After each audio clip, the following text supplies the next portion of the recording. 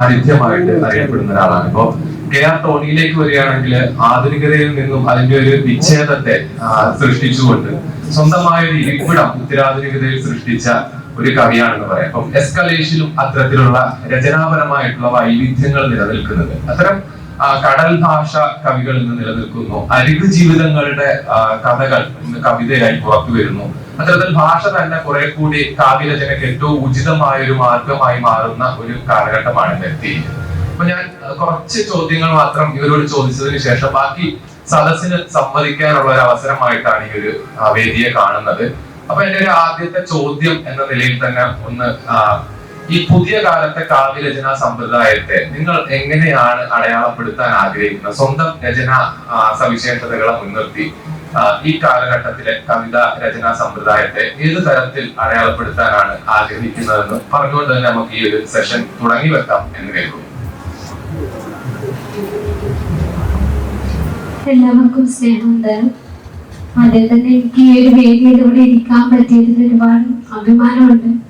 കാരണം നമ്മളൊരു എഴുത്തിനെ വളരെ ഗൗരവമായി സമീപിക്കുന്ന സമയത്താണ് ഞാനിവിടെ പഠിക്കുന്നത്. അപ്പോ അങ്ങനെ പഠിക്കുമ്പോൾ ഞാനിവിടെ സാഹിത്യയില് കവിത എന്താ പറയുക മത്സരങ്ങളിലൊന്നും ഇല്ല, അങ്ങനെ പങ്കെടുത്ത് ശീലമൊന്നുമില്ല എനിക്ക്. അപ്പോ ഇവിടെ ഞാൻ സാഹിത്യക്ക് പങ്കെടുക്കുകയും അന്ന് എനിക്ക് കവിതാ രചനയില് 2ാം സ്ഥാനം ലഭിക്കുകയുണ്ടായി. അപ്പോ അതെനിക്ക് ആ ഒരു നിമിഷത്തിൽ നിന്നും ഇന്നിവിടെ ഇങ്ങനെ ഇരിക്കുമ്പോൾ ഒരുപാട് സന്തോഷമുണ്ട്. കാരണം എൻ്റെ ഒരു എഴുത്തിനെ ഞാൻ പ്രത്യേകിച്ചും ഗോത്രഭാഷയിലുള്ള ഒരു എഴുത്തിലേക്ക് വരുന്നതിന് എന്നെ ഒരുപാട് മാനസികമായിട്ട് അതിൻ്റെ ഒരു അടിത്തറ പാകിയിട്ടുള്ള ഒരു സ്ഥലം കൂടിയാണ് ഇവിടെ. കാരണം നമ്മൾ പുതിയ എഴുത്തുകളും അല്ലെങ്കിൽ എഴുത്ത് രീതികളെ കുറിച്ചൊക്കെ മനസ്സിലാക്കുകയാണ്. അപ്പൊ ഈ ഒരു പുതിയ കാലത്ത് എങ്ങനെയാണ് നമ്മൾ നമ്മുടെ കവിതകൾ അല്ലെങ്കിൽ നമ്മുടെ ഒരു എഴുത്തിനെ നിലനിർത്തുന്നത് അല്ലെങ്കിൽ അതിനെ സ്വീകരിക്കേണ്ടത് എന്നൊരു ചോദ്യമുണ്ട്. ഇപ്പോ ധന്യ പറഞ്ഞതിൽ നിന്ന് മാർട്ടിൻ ഹൈഡഗർ പറയുന്ന ഒരു വാക്കുണ്ട്, language is the house of being. ഉണ്മയുടെ പാർപ്പിടമാണ് ഭാഷ എന്ന് പറയുന്നത്. അപ്പോ നമ്മളിപ്പോ ഈ പുതിയ കാലത്തെ കവിതകൾ നേരത്തെ സൂചിപ്പിച്ചുള്ള ഭാഷയ്ക്ക് വലിയ പ്രാധാന്യം. ഇപ്പോ ടോണി മാഷിന്റെ ആണെങ്കിലും ടോണിയുടേതാണ് ഈ ടോൺ എന്ന് മനസ്സിലാകുന്ന രീതിയിലുള്ള ഒരു ശൈലി രൂപപ്പെടുത്താൻ കഴിഞ്ഞിട്ടുണ്ട്. അപ്പൊ അത്തരത്തില് പുതിയ കാലത്ത് ഇപ്പൊ പുതിയ ജനറേഷനുകളെ നമ്മൾ പല പേരിട്ട് വിളിക്കുന്നുണ്ട്.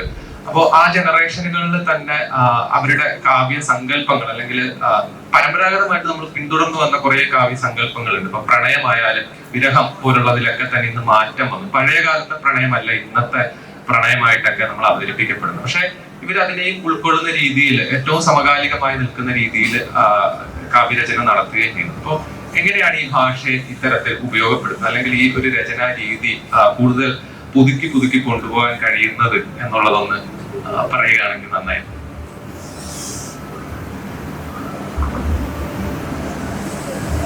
പ്രിയപ്പെട്ടവരെ, ഇപ്പോൾ സംസാരിക്കാൻ ഒരു മൊമെന്റം ഇല്ല.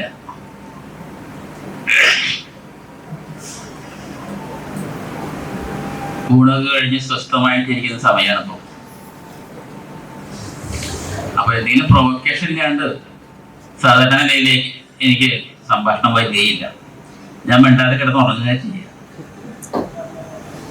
എൻ്റെ ആദ്യത്തെ സമാഹാരത്തിന്റെ ആമുഖത്തിൽ ഞാൻ എഴുതി, ഉറക്കമാണ് എൻ്റെ ഇഷ്ടമായി പാവുന്ന. ഞാനിങ്ങനെ ഉറങ്ങിക്കിടക്കുകയുള്ളൂ. അങ്ങോട്ട് ചെന്ന് ആരും ചോദിക്കാത്തതിന് ഉത്തരങ്ങൾ ഞാൻ പറയാറില്ല. എന്നോട് തന്നെയാണ് ഞാൻ സംസാരിക്കുക കൂടുതലും. വെറുതെ അവിടെ സുഖമായിട്ടിരിക്കുന്ന ആളുകളോട് ഞാൻ ഓരോ ഉത്തരങ്ങൾ പറയുന്നു. ചോദിക്കാത്തതിന് വേണ്ടി ഓരോ ഉത്തരങ്ങൾ ഞാൻ പറയുന്നു. എന്നിട്ട് ആ പറഞ്ഞ ഉത്തരങ്ങൾ ന്യായീകരിക്കാൻ ഞാൻ ബാധ്യതപ്പെടുന്നു. ഇതോടെ ഒരുപക്ഷെ റെക്കോർഡ് ചെയ്യുന്നുണ്ടായിരിക്കും. ഞാൻ ഈ പറഞ്ഞ കാര്യങ്ങളൊക്കെ ഞാൻ പിന്നെ ശരിവെക്കുകയും വാദിക്കുകയും ചെയ്യണ്ടേ? അതിനൊന്നും എന്നെ കിട്ടില്ല. ഞാൻ ഏറ്റവും കൂടുതൽ സംസാരിക്കുന്നത് ഉറങ്ങുമ്പോഴാണ്. എന്നോടാണ് കൂടുതൽ സംസാരിക്കുക. ഈ കാലത്തെ കുട്ടികളെ എഴുത്തുകാരുടെ കാര്യം, തലമുറയുടെ കാര്യം ആലോചിക്കുമ്പോൾ എപ്പോഴും 2 ചെവിയിലും ഒരു സംഗതി കുത്തിയായിരിക്കും, ബ്ലൂടൂത്തോ അല്ലെങ്കിൽ എന്തെങ്കിലും വെച്ചിട്ടുണ്ടായിരിക്കും. അത് പാട്ട് കേട്ടുകൊണ്ടിരിക്കുകയായിരിക്കും. ബസ് സ്റ്റോപ്പിൽ ചെന്ന് ഇരുന്നാൽ, ബസ് സ്റ്റോപ്പിൽ ഇപ്പൊ തൃശ്ശൂർ ഭാഗങ്ങളിലൊക്കെ ബസ് സ്റ്റോപ്പിൽ മ്യൂസിക് ഉണ്ട്, അവിടെയും ഇരിക്കാൻ പറ്റില്ല, വീട്ടിലും ഇരിക്കാൻ പറ്റില്ല. പിന്നെ ബസ്സിൽ കയറാൻ അവിടെയും പാട്ടാണ്, ട്രെയിനിൽ കയറാൻ പറ്റില്ല. എല്ലാവരും അവനവനെ കേൾക്കാതിരിക്കുക. കഴിച്ചതിനെ പറയുന്നുണ്ട്, പ്രാർത്ഥിക്കുന്നെങ്കിൽ ഇങ്ങനെ എന്നുള്ള കവിതയില്, കേൾക്കണേ കേൾക്കണേ എനിക്ക് ഞങ്ങളെ, നമ്മൾക്ക് നമ്മളെ കേൾക്കണം. അങ്ങനെ നമ്മളെ അവനവനോ കേൾക്കാനുള്ള ഒരു അവസരം പുതിയ തലമുറയ്ക്ക് വളരെ കുറവാണ്. അത് സാങ്കേതിക വിദ്യയുടെ വളർച്ചയോട് കൂടിയിട്ട് പല ഗുണങ്ങളും ഉണ്ടായിട്ടുണ്ട്. പക്ഷെ ഇങ്ങനെ അവനവനെ അഭിമുഖീകരിക്കുമ്പോഴേ ഏറ്റവും സാങ്കേതിക വിദ്യയുടെ ഏറ്റവും ഉയരത്തിൽ നിൽക്കുമ്പോഴും ഡൗൺ ടു എർത്ത് ആയിരിക്കുമ്പോൾ ആണ് നമ്മൾക്ക് നമ്മുടേതായിട്ടുള്ള ഒറിജിനൽ ആയിട്ടുള്ള തോന്നലുകൾ ഉണ്ടാവുക. അങ്ങനെ ഞാൻ എന്നെ തന്നെ ഏറ്റവും അധികം അഭിമുഖീകരിക്കുകയും ഈ ലോകത്തിന്റെ എല്ലാ ആധുനികമായിട്ടുള്ള സൗകര്യങ്ങളുടെ ഇടയിൽ ഇരിക്കുകയും സാങ്കേതിക വിദ്യയുടെ അങ്ങേത്തലയിൽ പോയിരിക്കുകയും കമ്പ്യൂട്ടറും മൊബൈലും അതുപോലെ എല്ലാ സംഗതികളും ഉപയോഗിക്കുകയൊക്കെ ചെയ്യുന്നുണ്ട്. അതേസമയം ഇതൊക്കെ മറന്നിട്ട് നമ്മളിൽ ഒരു നമ്മൾ എന്നുള്ള സംഗതിയുണ്ട്. അതുമായിട്ട് കൂട്ടിയുരസുമ്പോൾ ആ സംഘർഷത്തിൽ നിന്ന് ഉളവാകുന്നതാണ് എൻ്റെ കവിതയുടെ ഭാഷയും ഉണ്ടാവുക. അങ്ങനെ ഞാൻ എന്നെ തന്നെ ഏറ്റവും അധികം അഭിമുഖീകരിക്കുകയും ഈ ലോകത്തിലെ എല്ലാ ആധുനികമായിട്ടുള്ള സൗകര്യങ്ങളുടെ ഇടയിൽ ഇരിക്കുകയും സാങ്കേതിക വിദ്യയുടെ അങ്ങേത്തലയിൽ പോയിരിക്കുകയും കമ്പ്യൂട്ടറും മൊബൈലും അതുപോലെ എല്ലാ സംഗതികളും ഉപയോഗിക്കുകയൊക്കെ ചെയ്യുന്നുണ്ട്. അതേസമയം ഇതൊക്കെ മറന്നിട്ട് നമ്മളിൽ നമ്മൾ എന്നുള്ള സംഗതിയുണ്ട്. അതുമായിട്ട് കൂട്ടിയുരസുമ്പോൾ ആ സംഘർഷത്തിൽ നിന്ന് ഉളവാകുന്നതാണ് എൻ്റെ കവിതയുടെ ഭാഷയും കവിതയും ഒക്കെ തന്നെ.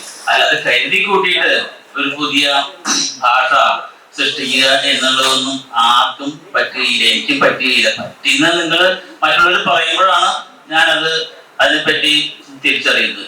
എനിക്ക് എന്റെ കവിതയെ പറ്റിയിട്ട് വലിയ വാദങ്ങളൊന്നുമില്ല.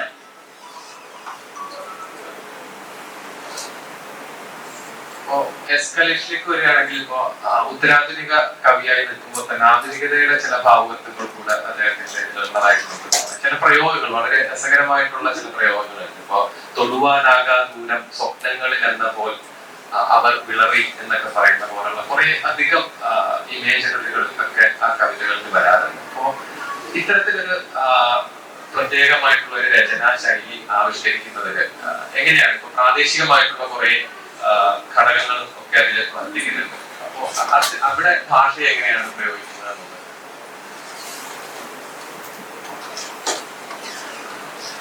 എല്ലാവർക്കും നമസ്കാരം. സാഹിതിയിൽ മൂന്നാമത്തെ തവണയാണ് പങ്കെടുക്കുന്നത്. തുടക്കകാലത്ത് പങ്കെടുത്തു, പിന്നെ 2 വർഷം മുമ്പ് പങ്കെടുത്തു. ഇത്തവണ ടോണി മാഷിനും എനിക്കൊപ്പം പങ്കെടുക്കുന്ന ഈ വേദി വളരെ സന്തോഷത്തോടെ കാണുന്നു.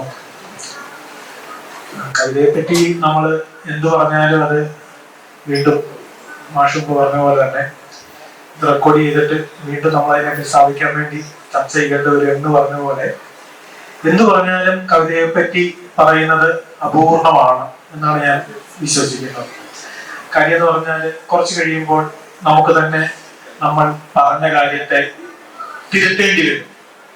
അങ്ങനെയാണ് കവിത ഓരോ നിമിഷവും മാറിക്കൊണ്ടിരിക്കുന്ന ഒരു മാധ്യമമാണ്. ഭാഷയിലെ ഏറ്റവും സൂക്ഷ്മമായ ഈ രൂപം അത് ഓരോ നിമിഷവും ഓരോ ദിവസവും മാറിക്കൊണ്ടിരിക്കുന്നുണ്ട്. ഇന്ന് നമ്മൾ എഴുതി വെക്കുന്ന കവിതയെ പറ്റി നമ്മൾ ഉണ്ടാക്കുന്ന ഒരു ഫിലോസഫി ആയിരിക്കില്ല നാളെ നമ്മുടെ കവിതയിൽ തന്നെ നടക്കാവുന്നത്. അങ്ങനെ ചിന്തിക്കുമ്പോഴും ഏകദേശം 2000-ന്റെ തുടക്കത്തിലാണ് ഞാൻ കവിത എഴുതി തുടങ്ങുന്നത്. അപ്പോഴത്തെ ആ ഒരു ടൈമിലെ ഒരു ഭാവുകത്വപരമായ കവിതയിലെ മാറ്റങ്ങൾ ഉൾക്കൊണ്ടുകൊണ്ടാണ് കവിത എഴുതി തുടങ്ങിയത്. ശരിക്കും എന്റെ അനുഭവങ്ങളാണ് എനിക്ക് എല്ലാ കവികളെ എന്ന പോലെ തന്നെ എന്റെ അനുഭവങ്ങൾ മാത്രമാണ് എന്റെ എഴുത്തിനെ എനിക്ക് സഹായിച്ചിട്ടുള്ളത്. ആ അനുഭവങ്ങള് നല്ല ഭാഷയിൽ സംസാരിക്കാനൊക്കെ അറിയുന്നെങ്കിൽ ഞാൻ ഒരിക്കലും കവിത എഴുതാൻ പോവുകയില്ലായിരുന്നു. അങ്ങനെ എൻ്റെ അനുഭവത്തെ ആവിഷ്കരിക്കാനായിട്ട് ഞാൻ രൂപപ്പെടുത്തിയെടുത്ത ഒരു ഭാഷ, ഒരു മറുഭാഷയാണ് എൻ്റെ കവിത എന്നാണ് ഞാൻ കരുതുന്നത്. ഏകദേശം ഒരു 2010 എൻ്റെ എഴുത്ത് തന്നെ ഒന്ന് എനിക്ക് ബോധ്യപ്പെട്ടു വരുന്നത്, കവിത എന്നുള്ള കാര്യം തന്നെ ബോധ്യപ്പെട്ടു വരുന്നത്. നമ്മൾ ഈ പറയുന്നത് പോലെ നമ്മുടേതായ ഒരു കാവ്യലോകം രൂപപ്പെട്ടു വരുന്നത്. ആ കാവ്യലോകം എന്ന് പറയുന്നത് വലിയ അർത്ഥത്തിലാണ് പറഞ്ഞത്. അതായത് നമ്മൾ കവിതയ്ക്കകത്ത് ഉപയോഗിക്കുന്ന വാക്കുകൾ, നമ്മളുടെ ശൈലികൾ, അല്ലെങ്കിൽ നമ്മുടെ പ്രയോഗങ്ങൾ, നമ്മുടെ ഭാഷയുടെ താളം, അങ്ങനെ നമ്മൾ കവിതയ്ക്കകത്ത് നമ്മുടേതായി മാത്രം എന്താണ് രൂപപ്പെട്ടു വരുന്നത് എന്നുള്ള ഒരു 10 വർഷത്തോളം കവിതയ്ക്ക് പിന്നിലിരുന്ന ശേഷമാണ് എനിക്കത് ബോധ്യപ്പെട്ടു വന്നത്. എല്ലാ കവികളും അങ്ങനെയൊക്കെ തന്നെയാണെന്ന് എനിക്ക് തോന്നുന്നത്. ഈ 10 വർഷം എന്നുള്ളൊരു വലിയ കാലയളവാണ് എന്നെ സംബന്ധിച്ച്. അങ്ങനെയാണ് ഈ കാവ്യലോകം രൂപപ്പെട്ടു വരുന്നതും. അത് ശരിക്കും എൻ്റെ കവിത എനിക്ക് ഗ്രാമത്തിൽ നിന്നും കിട്ടിയ, എൻ്റെ ഗ്രാമം കുന്നന്താനം എന്ന ഗ്രാമത്തിൽ നിന്നും കിട്ടിയ കവിതകളായിരുന്നു ആദ്യകാലത്ത് ഞാൻ എഴുതിയിരുന്നത്. ഗ്രാമത്തിലെ അനുഭവങ്ങൾ, പറഞ്ഞു കേട്ട കഥകള്, എൻ്റെ അമ്മൂമ്മ എന്നോട് പറഞ്ഞിട്ടുള്ള കഥകളും പാട്ടുകളും വിശ്വാസങ്ങൾ, പ്രേതകഥകള്, അങ്ങനെ നാടുമായി ബന്ധപ്പെട്ട് ഞാൻ കേട്ട കഥകൾ പകർത്തി വയ്ക്കുകയായിരുന്നു ആദ്യകാല കവിതകളിൽ. എന്നാൽ എൻ്റെ ഒരു വിദ്യാഭ്യാസവും തൊഴിലുമായി ബന്ധപ്പെട്ട് എനിക്ക് പിന്നീട് നഗരത്തിലേക്ക് താമസം മാറ്റേണ്ടി വന്നു. നഗരത്തിലേക്ക് താമസം മാറ്റിയ ശേഷമാണ് എനിക്ക് എന്റേതായ ഒരു കവിത, എന്റേതായ എന്ന് ഞാൻ അർത്ഥമാക്കുന്നത് ഞാൻ പുതുതായി പ്രവേശിച്ച ഒരു ലോകത്തെ കവിത രൂപപ്പെട്ടു വന്നത്. ഒരർത്ഥത്തിൽ പറഞ്ഞാല് ഗ്രാമത്തിന്റെയും നഗരത്തിന്റെയും കവിതകൾ ഞാൻ എഴുതാൻ ശ്രമിച്ചിട്ടുണ്ട്. നമ്മുടെ കവി പി രാമൻ പ്രഭാ സക്കറിയാസിന്റെ പുസ്തകത്തിന്റെ ആമുഖത്തില് എന്റെയും ലതീഷ് മോഹന്റെയും കവിതകൾ ബന്ധപ്പെടുത്തിക്കൊണ്ട് അങ്ങനെ ഒരു നിരീക്ഷണം കൂടി നടത്തിയിട്ടുണ്ട്. പുതിയ കാലത്ത് നഗരം കേന്ദ്രീകരിച്ചുള്ള കവിതകൾ എഴുതുന്ന 2 പേർ എന്നുള്ള നിലയിൽ അദ്ദേഹം ഒരു വാക്യം നിരീക്ഷിച്ചിട്ടുണ്ട്. അങ്ങനെയാണ് എൻ്റെ കവിത രൂപപ്പെട്ടു വന്നത് എന്നാണ് എനിക്ക് തോന്നുന്നത്. പിന്നെ ഒട്ടും എളുപ്പമുള്ള ഒരു പണിയായിട്ട് ഞാൻ ജീവിതത്തിൽ ചെയ്തിട്ടുള്ള പലതരം എഴുത്തുപണികളിൽ എനിക്ക് ഏറ്റവും ക്ലേശകരമായിട്ടുള്ള ഒരു പണിയായിട്ടാണ് കവിത എഴുത്തിന് തോന്നിയിട്ടുള്ളത്. അത് ഒട്ടും എളുപ്പമല്ലാത്ത ഒരു പണി. അത് എന്താ പറയുക, അത് രൂപപ്പെട്ടു വരുന്നൊരു സ്വഭാവത്തിലാണ് കവിതയിൽ പ്രവർത്തിക്കുന്നത്. ആ കവിത ഒരു കവിതയുടെ ഒരു പ്രാഥമികമായ ഒരു രൂപം എഴുതി കഴിഞ്ഞാൽ അതിന്റെ പിന്നാലെയുള്ള സഞ്ചാരമാണ് എൻ്റെ കവിത എഴുത്തിനെ കവിതയ്ക്ക് പിന്നാലെയുള്ള സഞ്ചാരമാണ് എൻ്റെ കവിതയെ പൂർത്തീകരിക്കുന്നത് എന്നാണ് ഞാൻ മനസ്സിലാക്കിയിട്ടുള്ള കാര്യം. ടോണി മാഷ് പറഞ്ഞതുപോലെ ഇപ്പോൾ ഒരു ചിതറിയ സ്വത്വമാണ് മനുഷ്യരുടെ ഇതെന്ന് എനിക്ക് തോന്നിയിട്ടുണ്ട്. പ്രത്യേകിച്ചും ഈ സമൂഹ മാധ്യമങ്ങളുടെ ഒരു കാലമാണ്. ഇപ്പൊ നമുക്ക് തന്നെ അറിയാം, ഒരു സ്വത്വത്തിൽ കേന്ദ്രീകരിച്ചുകൊണ്ടല്ല നമ്മൾ ജീവിക്കുന്നത്. ഇവിടെ ഇരിക്കുന്ന ഞാനല്ല ഫേസ്ബുക്കിലുള്ള ഞാനല്ല ഇൻസ്റ്റഗ്രാമിലുള്ള ഞാൻ. ഇൻസ്റ്റഗ്രാമിൽ തന്നെ നമ്മളുടെ ഒരു ചിത്രത്തെ തന്നെ നമുക്ക് ഏതൊക്കെ നിലയിൽ അവതരിപ്പിക്കാൻ പറ്റും. അതായത് ഒരു ചിത്രത്തിന്റെ ടോണുകൾ ഉൾപ്പെടെ ഫിൽറ്ററുകൾ ഇട്ട് തന്നെ ഒരു വ്യക്തിയെ തന്നെ നമുക്ക് പല രീതിയിൽ അവതരിപ്പിക്കാൻ പറ്റുന്ന ഒരു കാലത്താണ്, ഒരു സമൂഹ മാധ്യമ കാലത്താണ് നമ്മൾ ജീവിക്കുന്നത്. ആ മാറ്റം കവിതയിലും ഉണ്ടാകുന്നുണ്ട്. അത്തരം ഒരു കവിതകളുടെ ഒരു ലോകത്തെയാണ് ഞാൻ കാത്തിരിക്കുന്നത്. അങ്ങനെ ഒരു കവിത എഴുതാനാണ് ഞാൻ ശ്രമിക്കുന്നത്. ഒരു സ്വത്വത്തിൽ അധിഷ്ഠിതമായി മാത്രമല്ലാതെ ഒരു കലർപ്പുകളുടെ സ്വത്വം കവിതയ്ക്കകത്ത് കടന്നു വരാനായിട്ട് ഞാൻ ആഗ്രഹിക്കുന്നുണ്ട്.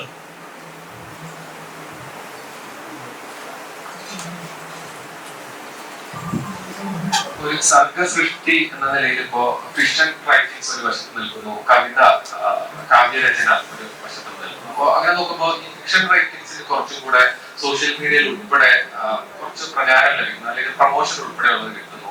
അപ്പൊ കവിത എഴുതി കഴിഞ്ഞ് ഇപ്പൊ എല്ലാ കവികൾക്കും അതിനെ കൂടുതൽ പോപ്പുലർ ആക്കാനോ അല്ലെങ്കിൽ വായനക്കാരിലേക്ക് എത്തിക്കാനോ ബുദ്ധിമുട്ട് നേരിടുന്നുണ്ടെന്നുള്ളത് ഇപ്പൊ ഒരു കവി ഇങ്ങനെ പറഞ്ഞു കേട്ടിട്ടുണ്ട്. അതായത് ഒരു കവിത എഴുതി കഴിഞ്ഞാല് ഒരു കോഴി മുട്ടയിട്ട് കഴിഞ്ഞ് കഴിഞ്ഞാൽ അത് മറ്റുള്ളവരെ വിളിച്ചറിയിക്കുന്നത് പോലെ വായനക്കാരിലേക്ക് എത്തിക്കാനുള്ള ഒരു ബുദ്ധിമുട്ട്. പക്ഷെ ചിലപ്പോൾ ഒരുപക്ഷെ വളരെ മോശമെന്ന് തോന്നുന്ന ഒരു ഫിക്ഷൻ റൈറ്റിംഗ് ആയിട്ടുള്ള ഒരു കൃതി വളരെയധികം പോപ്പുലർ ആയിട്ടുള്ള സാമ്പത്തിക ലാഭത്തിലേക്കോ അല്ലെങ്കിൽ വായനയിലേക്കോ ഒക്കെ പോകുന്ന ഒരു സാഹചര്യമുണ്ട്. അപ്പൊ നിങ്ങളുടെ ഒരു നിരീക്ഷണത്തിൽ അങ്ങനെ ഒരു വ്യത്യാസം തോന്നിയിട്ടുണ്ടോ? ഉണ്ടെങ്കിൽ അതിനെ എങ്ങനെയാണ് മറികടക്കാൻ ശ്രമിക്കുന്നത് എന്ന് പറയാം. എനിക്ക് ചോദ്യം കുറച്ചും കൂടി വ്യക്തമാകാനുണ്ട്.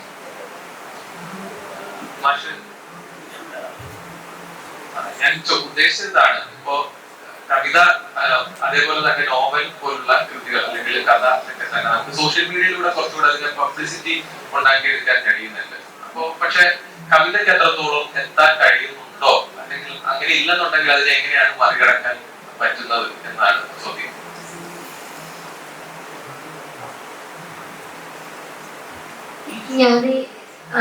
എനിക്ക് പറയാനുള്ള ഒരു കാര്യം വെച്ചാൽ ഇപ്പൊ പ്രത്യേകിച്ച് ഗോത്രഭാഷ അല്ലെങ്കിൽ അങ്ങനെയുള്ള ഒരു ഇതിലാണ് ഞാൻ സംസാരിക്കുന്നത്. ഇപ്പോ കൂടുതൽ ആളുകളും ഇപ്പൊ ഞാൻ ഇവിടെ ആദ്യമായിട്ട് ഇവിടുന്നാണ് നമ്മള് ഭൂമി മലയാളം എന്ന് പറയുന്ന പുസ്തകത്തില് നമ്മുടെ സാഹിത്യ മാസിക ഉണ്ടല്ലോ, അതിലാണ് ഞാൻ ആദ്യമായിട്ട് തുറു ഭാഷയിലുള്ള ഒരു കവിത അച്ചടിച്ച് വരുന്നത് ഇവിടെ. അപ്പൊ നമ്മളൊരു ശ്രമമാണ് അത് വന്ന് അങ്ങനെ എഴുതി. പക്ഷെ ഈ പറയുന്ന പോലെ നേരത്തെ പറഞ്ഞ പോലെ ആരെങ്കിലും കാണിക്കാനോ അല്ലെങ്കിൽ ഇത് ശരിയാണോ, നമുക്കൊരു എഴുതി തുടങ്ങുന്ന ആളെന്ന നിലയിൽ നിരവധി ആശങ്കകളൊക്കെ ഉണ്ടാവില്ല. അപ്പൊ അങ്ങനെയുള്ള സമയത്ത് ഇന്നലെ ഞാൻ അച്ചടിച്ചു വന്നു. പിന്നെ പടവുകളിൽ അച്ചടിച്ചു വന്നു. ഈ പറഞ്ഞ പോലെ അന്ന് ഫേസ്ബുക്കൊക്കെ ഞാൻ ഉപയോഗിക്കുന്നുണ്ടെങ്കിലും സജീവമല്ല. പക്ഷെ എനിക്ക് ഒരു മനസ്സിലാവുന്ന ഒരു കാര്യം, പ്രത്യേകിച്ചും ഗോത്രഭാഷകളെ സംബന്ധിച്ച് കൂടുതൽ ആളുകളും ഫേസ്ബുക്കിലൂടെ അവരുടെ എഴുത്തുകൾ പ്രചരിപ്പിച്ച അല്ലെങ്കിൽ അവരുടെ എഴുത്തിനെ അടയാളപ്പെടുത്തിയിട്ടുള്ളത് ഫേസ്ബുക്കുകളിലും അത്തരം വായനകളിലൂടെയാണ് കൂടുതലും ചർച്ച ചെയ്യപ്പെട്ടിട്ടുണ്ട് ഗോത്രഭാഷയിലുള്ള എഴുത്തുകൾ. ഇപ്പൊ എന്നെ സംബന്ധിച്ച് ഞാൻ ഫേസ്ബുക്കിലൊക്കെ കവിതകൾ ഇടുന്നതും എഴുതിയിടുന്നതൊക്കെ വളരെ കുറവാണ്. എന്നാലും ഈ മാഗസൈനിലേക്ക് അടിച്ചു കൊടുക്കുന്നതും പിന്നെ കുറവാണ്. അപ്പൊ ഞാൻ ഈ പുസ്തകം മിതനീര് എന്ന് പറയുന്ന ഒരു പുസ്തകത്തിലേക്ക് എത്തുമ്പോഴേക്കും എനിക്കൊരു ചിന്തയാണ് ചെയ്തിട്ടുള്ളത് പുസ്തകം. അപ്പോ വ്യക്തിപരമായ ഒരു കാര്യം, ഇതിന് നമ്മൾ അവതാരിക എഴുതാൻ വേണ്ടി ഞാൻ MP മനോജ് മാഷിനാണ് ഞാൻ കൊടുത്തത്. അപ്പൊ MP മനോജ് മാഷിന് കൊടുത്ത് അപ്പൊ ഈ പഠനം വായിച്ചു കഴിഞ്ഞ് ഇത് പ്രസിദ്ധീകരിക്കാൻ കൊടുത്തപ്പോ ഒരാൾ എന്നോട് ചോദിച്ച ഒരു ചോദ്യം വെച്ചാൽ, നീ എന്തുകൊണ്ടാണ് MP മനോജ് മാഷിനെ പോലുള്ള ഒരാൾക്ക് ഇതിന്റെ അവതാരിക എഴുതാൻ കൊടുത്തത്? അപ്പൊ എനിക്ക് ഭയങ്കര ആശങ്കയായിരുന്നു. ഇതിപ്പോ എന്തുകൊണ്ടായിരിക്കും അവരെങ്ങനെ പറഞ്ഞത്? ഇത്രയും ഒരു അക്കാദമിക് നിലയിലും ഒരു എഴുത്ത് എന്ന നിലയിലും ഏറ്റവും ശ്രദ്ധിക്കപ്പെടുകയും പ്രത്യേകിച്ചും ഗോത്ര ഭാഷയിലുള്ള എഴുത്തുക്കളെയും ഒക്കെ വായിക്കുകയും അതിന് വ്യക്തിപരമാണെങ്കിൽ കൂടിയും അഭിപ്രായങ്ങളൊക്കെ എഴുതിയിടുകയും അതിന് സജീവമായിട്ട് ചർച്ചയും ഒക്കെ ചെയ്യുന്ന ഒരാളെന്ന നിലയിലാണ് നമ്മളെ മാഷിനോട് നമ്മുടെ ഒരു പുസ്തകത്തിന്റെ ഒരു കാര്യം പറയുന്നത്. ഈ പറയുന്ന പോലെ എന്റെ പുസ്തകം അല്ലെങ്കിൽ എന്റെ ഒരു എഴുത്ത് എത്രമാത്രം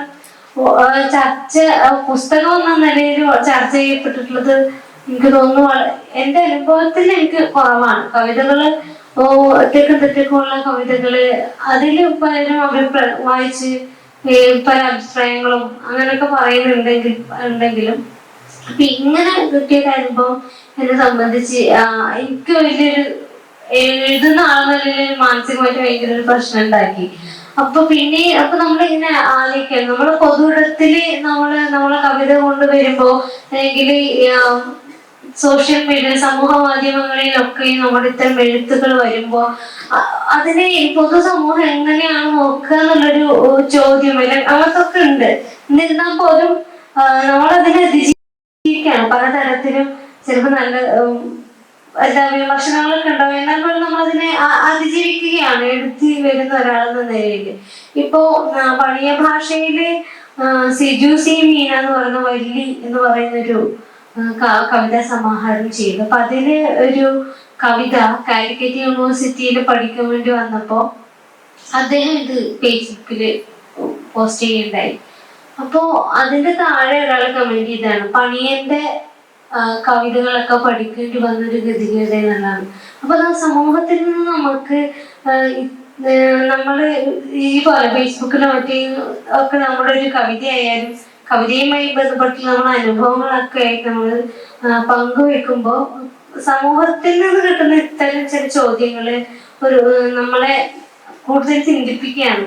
നമ്മൾ ഈ പറയുന്ന കവിതയെ എങ്ങനെയാണ് പൊതുസമൂഹം കാണുന്നത് എന്നുള്ളൊരു വലിയ ചോദ്യമൊക്കെ ഉണ്ട്. അപ്പൊ പ്രകാശ് ചന്ദ്രത്തിന്റെ കവിത പിന്നെ പാഠ്യ പുസ്തകങ്ങളില് 4ാം ക്ലാസ്സിലോ 7ാം ക്ലാസ്സിലോ മറ്റോ വന്നപ്പോൾ അതിലൊക്കെ നമുക്ക് അഭിമാനമുണ്ട്. അപ്പൊ അങ്ങനെ വരുമ്പോഴും നമ്മൾ അഭിമുഖീകരിക്കുന്ന പ്രശ്നം പ്രത്യേകിച്ചും സമൂഹ മാധ്യമങ്ങളില് പലരും ഞാൻ നേരത്തെ സൂചിപ്പിച്ചതുപോലെ പലരും എഴുതി തുടങ്ങിയത് തന്നെ പിന്നെ ഫേസ്ബുക്കിൽ കൂടെയാണ്. അപ്പൊ അത് വലിയൊരു സാധ്യതയാണ്. ഈ പറയുന്ന അച്ചടി എന്നത് നമ്മുടെ ഒരു പുസ്തക രൂപത്തിൽ വരുന്നു, അതിൽ ചർച്ച ചെയ്യപ്പെടുന്നു, അതിന് കൂടുതൽ വായനക്കാരുണ്ടാകുന്നു എന്നതിനേക്കാളും കൂടുതൽ ഒരു പക്ഷെ നമ്മുടെ കവിതകൾ എത്തിയിട്ടുണ്ടാവുക ചിലപ്പോൾ സോഷ്യൽ മീഡിയയിലൂടെ പങ്കുവച്ചിട്ടുള്ള പിന്നെ കവിതകളുണ്ട്. അതില് എത്രമാത്രം ആത്മാർത്ഥമായിട്ടുള്ള വായനകൾ ഉണ്ടായിട്ടുണ്ടെന്ന് അതൊന്നും നമുക്ക് പറയാൻ പറ്റില്ല. എന്നിരുന്നാൽ പോലെ അതിന് കൂടുതൽ ശ്രദ്ധ കേന്ദ്രീകരിക്കുന്ന ഈ തരത്തിൽ സമൂഹ മാധ്യമങ്ങൾ വലിയൊരു പിന്തുണയായിട്ടുണ്ടെന്നാണ് എൻ്റെ ഒരു എഴുത്ത് ലോകത്ത് നിന്ന് എനിക്ക് മനസ്സിലായിട്ടുള്ളത്.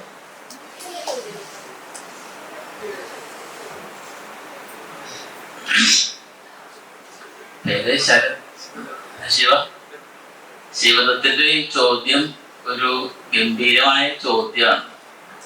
വാസ്തവത്തിൽ അതിന് ഉത്തരം പറഞ്ഞാൽ എനിക്ക് കുറെ കൂടി ശത്രുക്കൾ ഉണ്ടാകും. ഇപ്പോൾ ഇവിടെ പ്രശസ്തരായിട്ടുള്ള എല്ലാ നോവലിസ്റ്റുകളും എന്റെ സുഹൃത്തുക്കളാണ് വളരെ വ്യക്തിപരമായിട്ട്. പക്ഷെ എനിക്ക് ഒരു കാര്യം പറയുകയാണെങ്കിൽ അവരുടെ പേരെടുത്ത് അവരുടെ നോവലുകൾ വെച്ച് പറയേണ്ടി വരും. അത് തന്നെ അലട്ടതിന്റെ പ്രശ്നമാണ്. വെറുതെ ഇതിനാണ് ശത്രുക്കളെ വർദ്ധിപ്പിക്കുന്നത്. ഇപ്പൊ തന്നെ ധാരാളമുണ്ട്. ആധുനികതയുടെ കാലത്ത് ഒരു തരം ഇന്റലക്ച്വലിൽ നിന്ന് വിളിക്കപ്പെട്ടിരുന്ന നോവലുകൾ ഉണ്ടായിരുന്നു. അതേസമയം തന്നെ പൈങ്കിളി എന്ന് പറയുന്ന നോവലുകൾ ഉണ്ടായിരുന്നു, പൈങ്കിളി എഴുത്തുകാരുണ്ടായിരുന്നു, പൈങ്കിളി കവിതകൾ ഉണ്ടായിരുന്നു.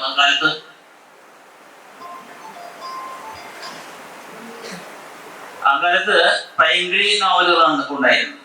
പൈങ്കിളി അതായത് ദൈക്ഷണികമായിട്ടും അല്ലെങ്കിൽ ബുദ്ധിജീവി സാഹിത്യവും അതല്ലാത്ത പൈങ്കിളി സാഹിത്യവും തമ്മിൽ ഉള്ള അതിർവരമ്പ് വളരെ വ്യക്തമായിരുന്നു. ആധുനികതയ്ക്ക് ശേഷം ഉത്തരാധുനിക കാലഘട്ടത്തിൽ ഈ പൈങ്കിളി എഴുത്തും ബുദ്ധിജീവി എഴുത്തും തമ്മിലുള്ള വേർതിരിവ് ഏതാണ്ട് അപ്രത്യക്ഷമായി. ഏതാ പൈങ്കിളി അല്ലാത്തത് എന്നുള്ളൊരു സംശയം ഇപ്പോൾ നിലനിൽക്കുന്നുണ്ട്. ഇപ്പോഴത്തെ പൈങ്കിളി അല്ലാത്തത് എന്ന് കരുതപ്പെടുന്ന വളരെ പോപ്പുലർ ആയിട്ടുള്ള ഇദ്ദേഹം പറഞ്ഞ വളരെ പോപ്പുലർ ആയിത്തീരുന്ന നോവലുകൾ വാസ്തവത്തില് നമ്മുടെ ജീവിത അവബോധത്തെ കുറെ കൂടി ഉന്നതമാക്കുന്നുണ്ടോ?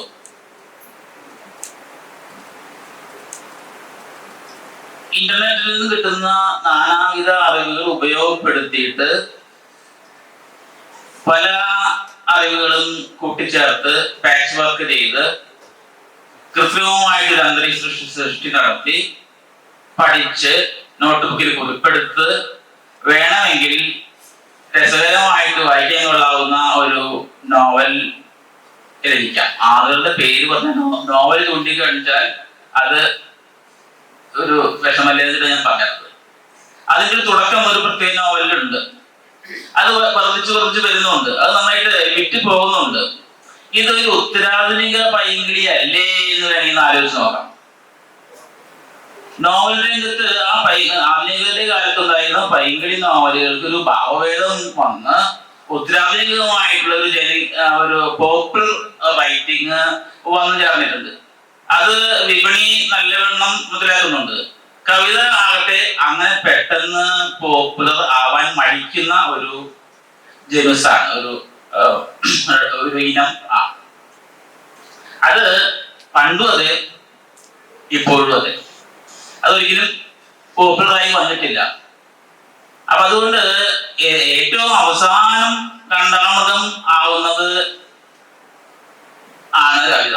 ഏറ്റവും അവസാനം അതാവുള്ളൂ. അതിനു മുമ്പ് മറ്റെല്ലാം കാണ്ടാമൃഗങ്ങളായി കഴിഞ്ഞിട്ടുണ്ടായി. ഇപ്പൊ നോവലുകളുടെ രംഗം വിപണി അതിൻ്റെതായിട്ട് താല്പര്യങ്ങൾക്കനുസരിച്ച് 500 പേജ് ഉള്ള നോവലുകളെ മിനിമം സ്വീകരിക്കുക. 100 പേജിന്റെ നോവൽ വേണ്ട. 100 പേജിന്റെ നോവല് പരസ്യം ചെയ്യുമ്പോൾ കൊടുക്കേണ്ട പൈസ തന്നെ 500 രൂപയുടെ നോവല് പരസ്യം ചെയ്യുമ്പോൾ അത് തന്നെ കൊടുക്കണം. അത്ര തന്നെ കൊടുക്കണ്ടു. അപ്പൊ അത് പറയുന്നത് ഒരു 150 പേജിന്റെ ഒരു നോവല് വന്നു, അത് ഇറക്കിയാൽ അതിന് വെക്കാവുന്ന രൂപ ഒരു 50 രൂപയാണ് ഇരിക്കുക. 50 രൂപയുടെ ആ സൈസ് ഇത്ര പോലെ സൈസ് തന്നെ ആവുമല്ലോ. അപ്പൊ അത് പരസ്യം ചെയ്യണമെങ്കിൽ കൊടുക്കേണ്ട കാശ്, അഡ്വർടൈസിന്റെ തുക, മറ്റേ 500 രൂപയുടെ ആ നോവലിന് കൊടുക്കേണ്ട അത് കാശ് തന്നെ കൊടുക്കണം. അതിനുവേണ്ടി റെക്കോർഡ് സൂക്ഷിക്കണം. അതെല്ലാം വേറിട്ട് അതിന്റെ ടെസ്റ്റ് വർക്ക് കൂടുതലാണ്, അതിന്റെ ഓഫീസ് വർക്ക് കൂടുതലാണ്. അപ്പൊ അതുകൊണ്ട് മിനിമം ഒരു 750 രൂപ അല്ലെങ്കിൽ 1000 രൂപ വരുന്ന വലിയ പുസ്തകങ്ങൾ എഴുതാനായിട്ട് വിപണി നിർബന്ധിക്കുന്നുണ്ട്. അതിനനുസരിച്ച് ഒരു കൾട്ടിവേറ്റഡ് ആയിട്ടുള്ള ഒരു തരം രചനാ രീതി വരുന്നുണ്ട്. പല നോവലുകളും ഉദാഹരണം ചെയ്ത് പറയാവുന്നതാണ്. കവിതയ്ക്ക് അങ്ങനെ പറ്റുകയില്ല. കവിത അങ്ങനെ പറ്റുകയാണെങ്കിൽ അത് സാഹിത്യത്തിന്റെ തന്നെ ഒരു ആശയത്തിലേക്ക് ഒരു എന്താ പറയാ ഒരു ജീർണതയുടെ ഒരു മുഖമായിട്ട് ആണ് ഞാൻ കാണുന്നത്.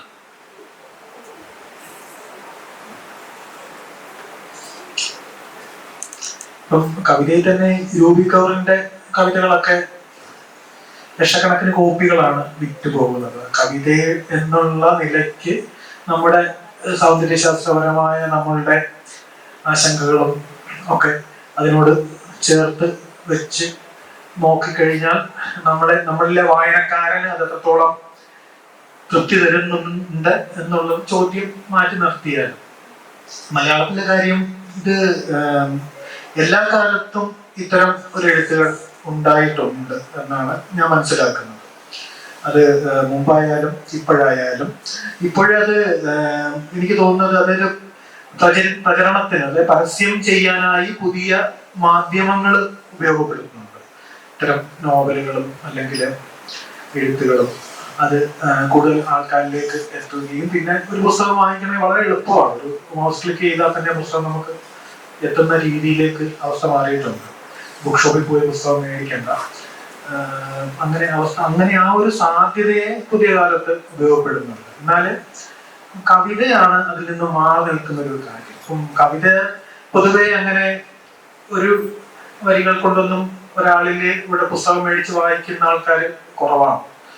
അങ്ങനെ ഒരു കവിതയുടെ പുറകെ ഒരു ആൾക്കൂട്ടം ഇല്ല. അത് എല്ലാ കാലത്തും അങ്ങനെ തന്നെ ആയിരുന്നു എന്നാണ് ഞാൻ മനസ്സിലാക്കുന്നത്. അല്ലാത്ത ഉണ്ടാകാം. പക്ഷെ അന്ന് മറ്റു മാധ്യമങ്ങളോ മറ്റ് എന്താ പറയുക, നമ്മുടെ ഈ മൊബൈൽ ഫോൺ തന്നെ പ്രധാനപ്പെട്ട ഒരു കാര്യമാണ്. നമുക്ക് വേണമെങ്കിൽ കവിത വായിക്കാം, അല്ലെങ്കിൽ പുസ്തകം വായിക്കാം, അല്ലെങ്കിൽ റീൽസ് കാണാം. നമ്മുടെയാണ് ചോയ്സ്. അങ്ങനെ ഒരു സാധ്യത മുമ്പിൽ നിൽക്കും. പക്ഷെ 70കളിലോ ഒക്കെ അങ്ങനെ ആയിരുന്നില്ല. എനിക്ക് തോന്നുന്നത് അക്കാലത്ത് കവിതയ്ക്ക് കിട്ടിയൊരു പ്രാധാന്യവും പ്രസക്തിയും അതുകൊണ്ടുകൂടി ആയിരിക്കാം. എന്നാൽ കാലം കടന്നു വന്നതോടെ കവിത എന്നുള്ളതൊരു ന്യൂനപക്ഷം തന്നെ വായിക്കുന്ന ഒരു മാധ്യമമായി മാറുകയാണ്. അത് കവിതയുടെ വായനക്കാർ എല്ലാ കാലത്തും കവിതയ്ക്ക് പുറകെ ഉണ്ടെന്ന് തന്നെയാണ് ഞാൻ കരുതുന്നത്.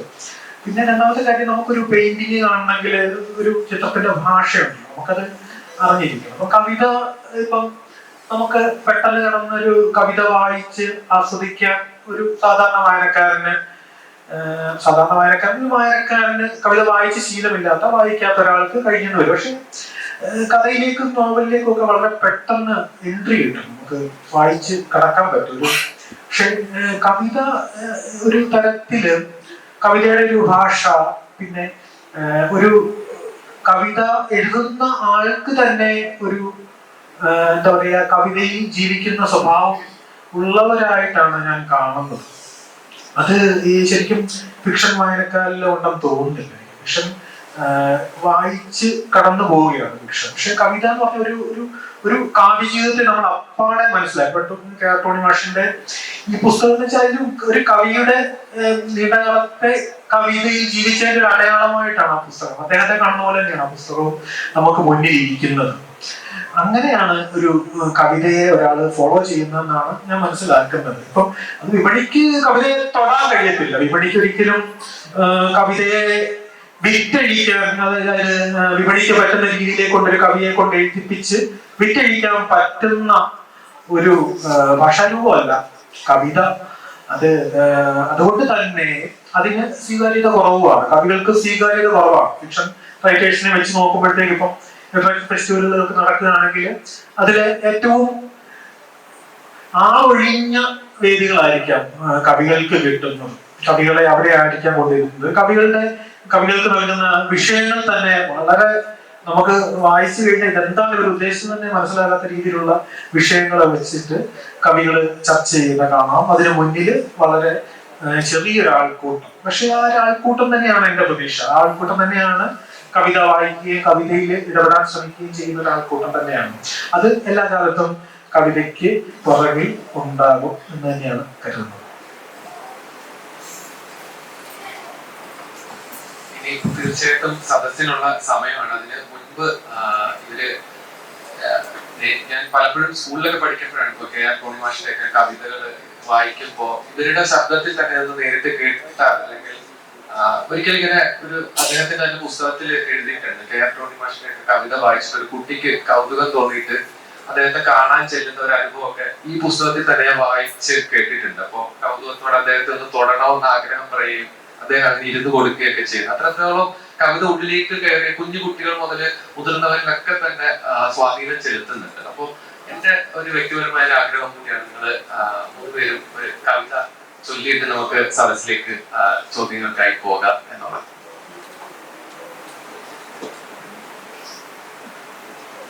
ഒരു കാര്യം പറഞ്ഞോട്ടെ, അതാണ് ഒരു കാര്യം തുടങ്ങി കഴിഞ്ഞാൽ പിന്നെ അത് നമ്മൾ ഇനീഷ്യേറ്റ് ചെയ്ത് കഴിഞ്ഞാൽ പിന്നെ എക്സ്പ്ലെയിൻ ചെയ്യും, വീണ്ടും എക്സ്പ്ലെയിൻ ചെയ്യേണ്ടി വരും. ഞാൻ പറഞ്ഞൊന്ന് ആശയം ഒരു നോവൽ വായിക്കുമ്പോൾ നമ്മളത് വായിച്ചുകൊണ്ട് കഴിഞ്ഞാൽ അതോട് തീർന്നു.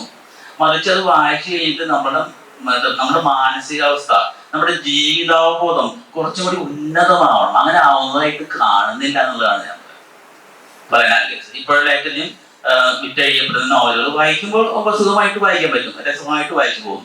അതോടുകൂടി ഇത് തീർന്നു. അപ്പൊ ആനന്ദിന്റെ ആൾക്കൂട്ടം വായിച്ചിട്ട് നമ്മളത് ഹോണ്ട് ചെയ്യും. നമ്മൾ അത് വായിച്ചു തീരുമ്പോൾ നമ്മൾ കുറച്ചുകൂടി ഉന്നതമായിട്ടുള്ള ജീവിതാവബോധത്തിലെത്തും. പാണ്ഡിത്യം കൊണ്ട് മാത്രം കാര്യമില്ല. പാണ്ഡിത്യം ഉപയോഗിച്ചിട്ട് നോവൽ എഴുതുമ്പോൾ പാണ്ഡിത്യം കൊണ്ട് മാത്രം കാര്യമില്ല. കേവലമായിട്ടുള്ള അറിവ് ഉണ്ടാവുക എന്നത് വലിയ കാര്യമല്ല. നല്ല പണവും സൗകര്യവും ഭക്ഷണം കഴിക്കാനുള്ള അവസരമൊക്കെ ഉണ്ടെങ്കിൽ ആർക്ക് നേടാവുന്നതേ ഉള്ളൂ ഈ വിജ്ഞാനം എന്ന് പറയുന്നത്. ഞാൻ കണ്ടിട്ടുള്ള പല പണ്ഡിതന്മാരും വാസ്തവത്തിൽ വളരെ സങ്കുചിത മനസ്കന്മാരാണ്. അപ്പോ ചിന്താഗതി മാറുമ്പോൾ എന്താ, വിജ്ഞാനമല്ല, ആ വിജ്ഞാനം ഉണ്ടായത് കൊണ്ട് നമ്മളുടെ ജീവിതാവബോധവും നമ്മളുടെ ചിന്താഗതിയും മാറുന്നുണ്ടെങ്കിൽ മാത്രമേ കാര്യമുള്ളൂ. അങ്ങനെ ചിന്താഗതിയും ജീവിതാവബോധവും മാറ്റാനായിട്ട് ഏറ്റവും അധികം വ്യാപകമായിട്ട് വിറ്റഴിയപ്പെടുന്ന നോവലുകൾക്ക് സാധിക്കുന്നില്ല.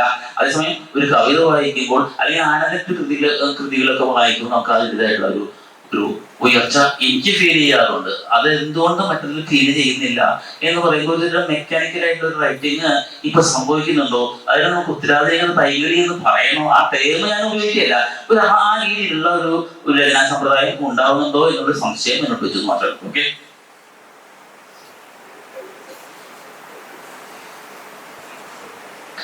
ഉടുങ്കലത്തെ കുപ്പായം. ഇനി പഠിപ്പുകളുടെ പണ്ട് ടീച്ചറ് ചോക്കറുത് ബോർഡിട്ട് ബരേനക തിരമാല മാതിരി തടങ്ക പോക് പുസ്തകം മകിടുകിന കൂറ്റി കാട്ടുമുല്ലത്തെ അറുകറുകെ കൊള്ള ചിമ്പത് നിണ്ടിപ്പകണ മാതിരി ആള ഈള ഓള മയ്യറുത് പുസ്തകം കൊണ്ടിട്ട് ജീയനക അതൊഞ്ചില എന്നേറ്റുണ്ടെങ്കിൽ ആ ഉറക ഈ ഉറക ഒളിത് തെക്ക് എന്ന മിന്നർ കൊള്ളി മയ്യ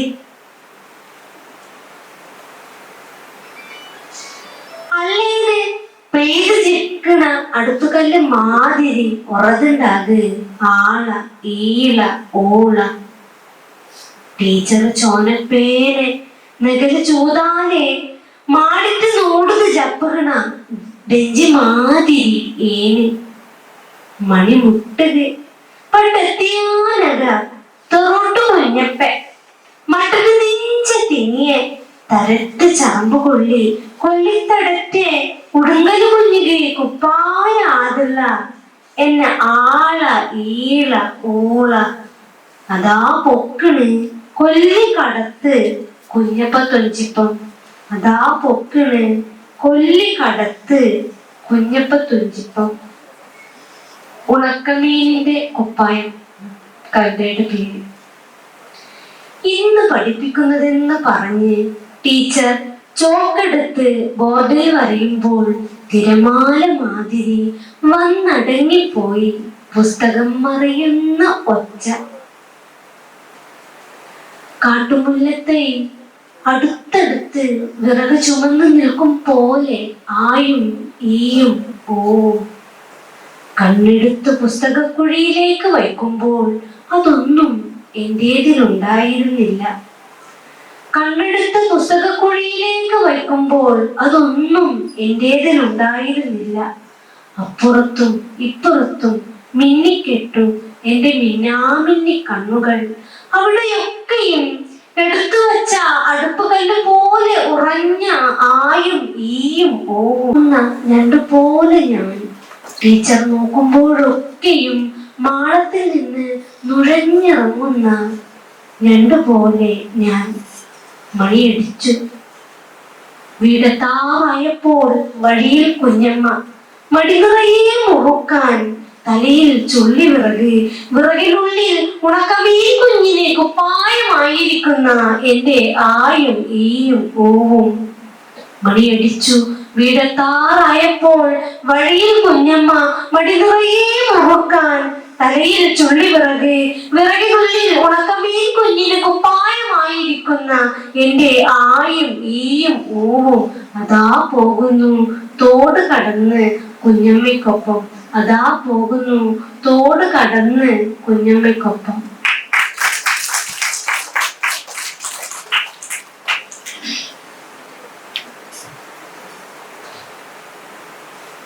ജ്ഞാനപീഡനം എന്ന കവിത 2014 എഴുതിയ കവിതയാണ്.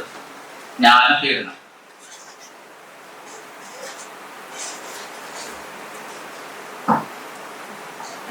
പത്ത് ദശാബ്ദക്കാലമായി കലാസഭ്യത തുടരുന്ന എന്നെ പുരസ്കരിക്കാനും പൊന്നാട ചാർത്താനും പുകഴ്ത്താനും എത്തിച്ചേർന്ന കേന്ദ്രമന്ത്രിമാർ, സംസ്ഥാന മന്ത്രിമാർ, MP-മാർ, MLA-മാർ, ജില്ലാ, ഏരിയ, ലോക്കൽ, മണ്ഡലം കമ്മിറ്റി സെക്രട്ടറിമാർ, സാംസ്കാരിക തലതൊട്ടപ്പന്മാർ, ശിങ്കിടിപാടികൾ എന്നിവർക്കെല്ലാം എൻ്റെ അഗൈതവുമായ വണക്കം. ഈ മഹത് മുഹൂർത്തത്തിൽ എന്നോടുള്ള ഇണക്കവും പിണക്കവും മറന്ന് ഇവിടെ എത്തിച്ചേർന്ന എൻ്റെ ശത്രുക്കൾ, മിത്രങ്ങൾ, സ്വന്തക്കാർ, ചാർച്ചക്കാർ, പിച്ചക്കാർ തുടങ്ങിയവർക്കും അഗൈതവുമായ വണക്കം.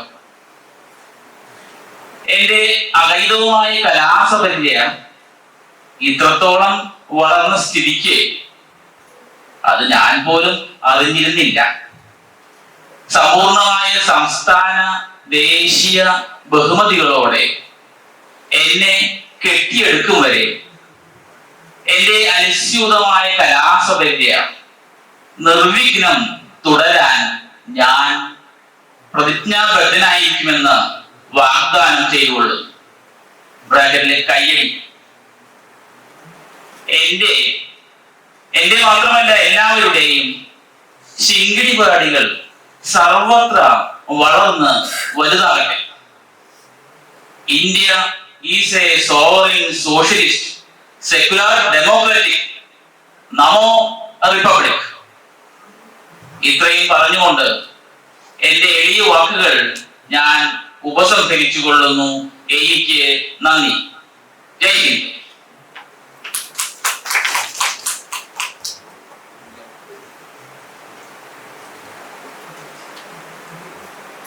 പ്ലാവിന്റെ കഥ എന്ന് പറഞ്ഞ കവിതയാണ് വായിക്കുന്നത്. ഇത് എൻ്റെ വീട്ടിലെ ഒരു ചെറിയ മേശയെ കുറിച്ച് എഴുതിയ കവിതയാണ്. ആ മേശ പ്ലാവ് വെട്ടി പണിഞ്ഞ, പ്ലാവ് വെച്ചയാളെ കുറിച്ചും ആ പ്ലാവ് മുറിച്ചയാളെ കുറിച്ചും അങ്ങനെയൊക്കെയുള്ള ചില ആലോചനകളിൽ നിന്ന് രൂപപ്പെട്ട കവിതയാണ്. അതിനേലൊരു പ്ലാവുണ്ട്, ആലയിലെ കനൽ നക്കിത്തെളിച്ച മഴു ഇറയത്തും.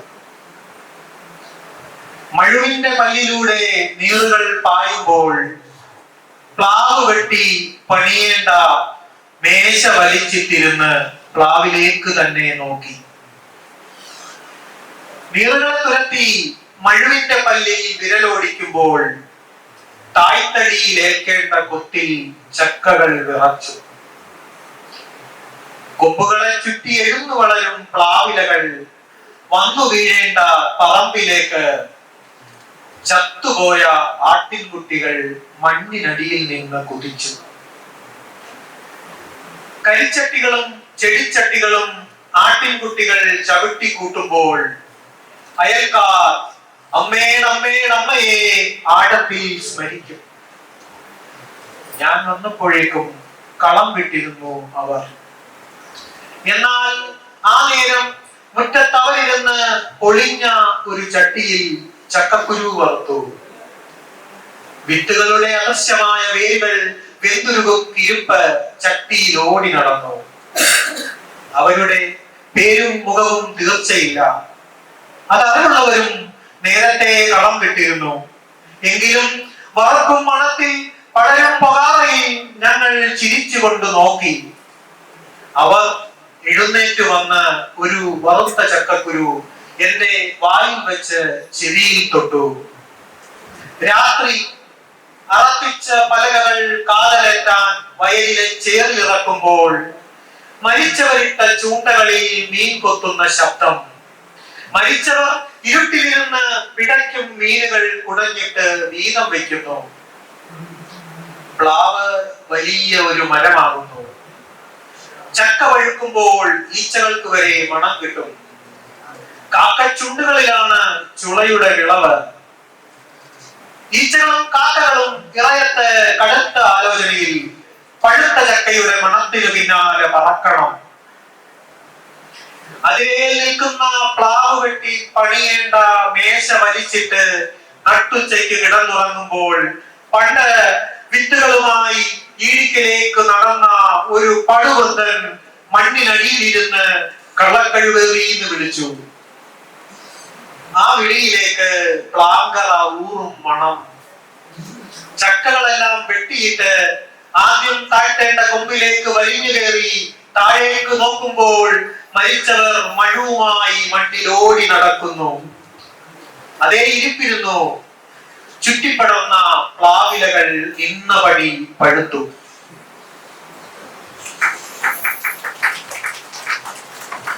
എല്ലാവർക്കും നന്ദി. ഇനി സദസ്സിനുള്ള ഒരു സമയമാണ്. നിങ്ങളുടെ ചോദ്യങ്ങൾ ഇവരോട് ചോദിക്കാം. അതിനനുസരിച്ചിട്ടുള്ള മറുപടികൾ.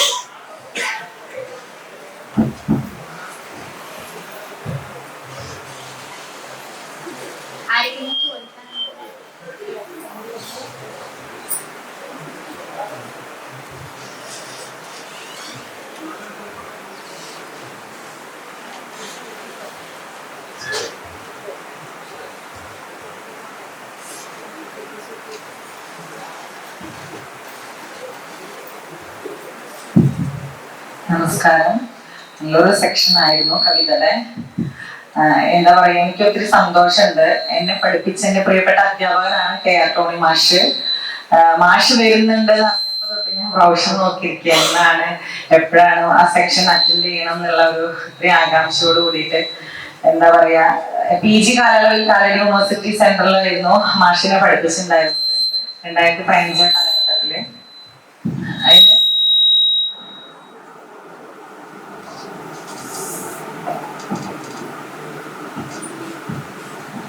അതിലേറ്റവും അസുലഭ നിമിഷം എന്ന് പറഞ്ഞാല് PG-യില് മാഷിന്റെ കവിത ഉണ്ടായിരുന്നു, കുറുക്കൻകുന്ന് എന്നുള്ള കവിത. മാഷ് ഇപ്പൊ ഇവിടെ വന്നിരുന്നപ്പോ എനിക്കതാ ഓർമ്മ വന്നു.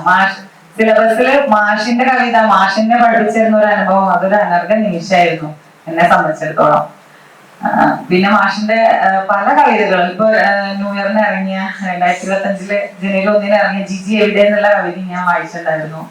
എന്താ പറയാ, ഓരോ കവിതയ്ക്കും അതിൻ്റെതായ ഭയങ്കര ഒരു സമകാലിക പ്രസക്തിയുള്ള വിഷയങ്ങളാണ് സാറ് അവതരിപ്പിക്കുക. സമൂഹത്തിനോട് പറയാൻ ആഗ്രഹിക്കുന്ന കാര്യങ്ങള് അദ്ദേഹത്തിന്റെ കവിതകളിലൂടെ അദ്ദേഹം അത് പരിപൂർണമായിട്ട് ആവിഷ്കരിക്കുന്നുണ്ട്. മാഷിനെ കണ്ടതിൽ ഒത്തിരി സന്തോഷം. പിന്നെ ധന്യവേനശ്ശേരി മറ്റു സാറും എന്താ പറയാ, നമ്മളെ ഇന്നും ഇവരുടെ കവിതകളൊക്കെ നിരന്തരം വായിക്കുന്നതാണ്. അപ്പോ ഞാനിങ്ങനെ ഒരു അനുഭവം പങ്കുവെച്ചു. പിന്നെ എന്റെ ഗവേഷക സുഹൃത്ത്, എന്റെ വളരെ അടുത്ത സുഹൃത്താണ് ശിവദത്ത്. നന്നായി സെക്ഷൻ ഡീൽ ചെയ്തു. ഓക്കെ മാഷെ, സന്തോഷം മന്ത്രിയും കണ്ടതിലും.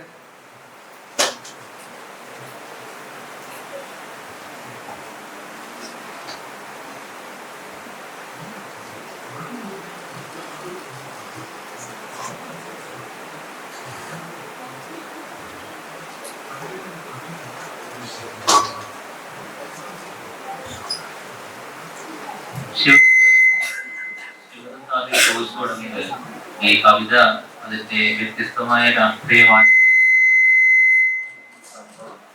നടത്തുന്ന ഒരു സമകാലിക സാഹചര്യത്തെ കുറിച്ചുമാണ്.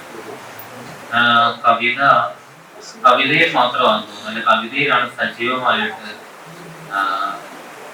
പാർശ്വവൽക്കരിക്കപ്പെട്ട ഇടങ്ങളുടെ പ്രാതിനിധ്യത്തെ കൂടുതൽ ശക്തമായി അവതരിപ്പിക്കുന്നതായിട്ട് തോന്നിയിട്ടുണ്ട്. ഈ ജനറൽ കാറ്റഗറി കവിത ഇവിടെ അവസ്ഥ എന്താണ്? സമകാലീനത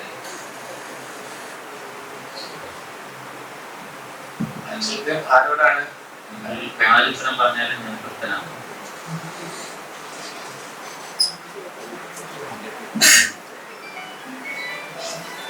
അതൊന്ന് വിശദാക്കിക്കൊള്ളാം. ജനറൽ കാറ്റഗറി അല്ലേ?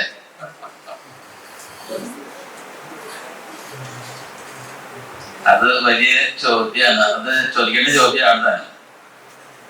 കവിത അങ്ങനെ ലേബലുകളുടെ അടിസ്ഥാനത്തിൽ നിർണയിക്കപ്പെടുന്നു എന്നുള്ളത് ഒരു പ്രശ്നമാണ്. ഉത്തരാധുനികതയെ മനസ്സിലാക്കിച്ചു കൊടുക്കുമ്പോ പല അധ്യാപകരും ബഹുസ്വരത എന്നുള്ള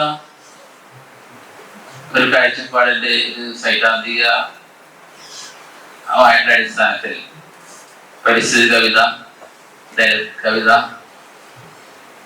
സ്ത്രീപക്ഷ കവിത, ഗോത്ര കവിത, ട്രാൻസ്ജെൻഡർ കവിത, ഇങ്ങനെ പല പല ലേബലുകളായിട്ട് അതിനെ പറയുമെന്നുള്ളതാണ് ഉദ്ദേശിക്കുന്നത്. ഇതിലൊന്നും പെടാത്ത ആണ് ജനറൽ കവിത എന്നാണ്, കാറ്റഗറി എന്നാണ് നിങ്ങൾ പറയുന്നതെന്നാണ് ഞാൻ മനസ്സിലാക്കിയത് അല്ലേ?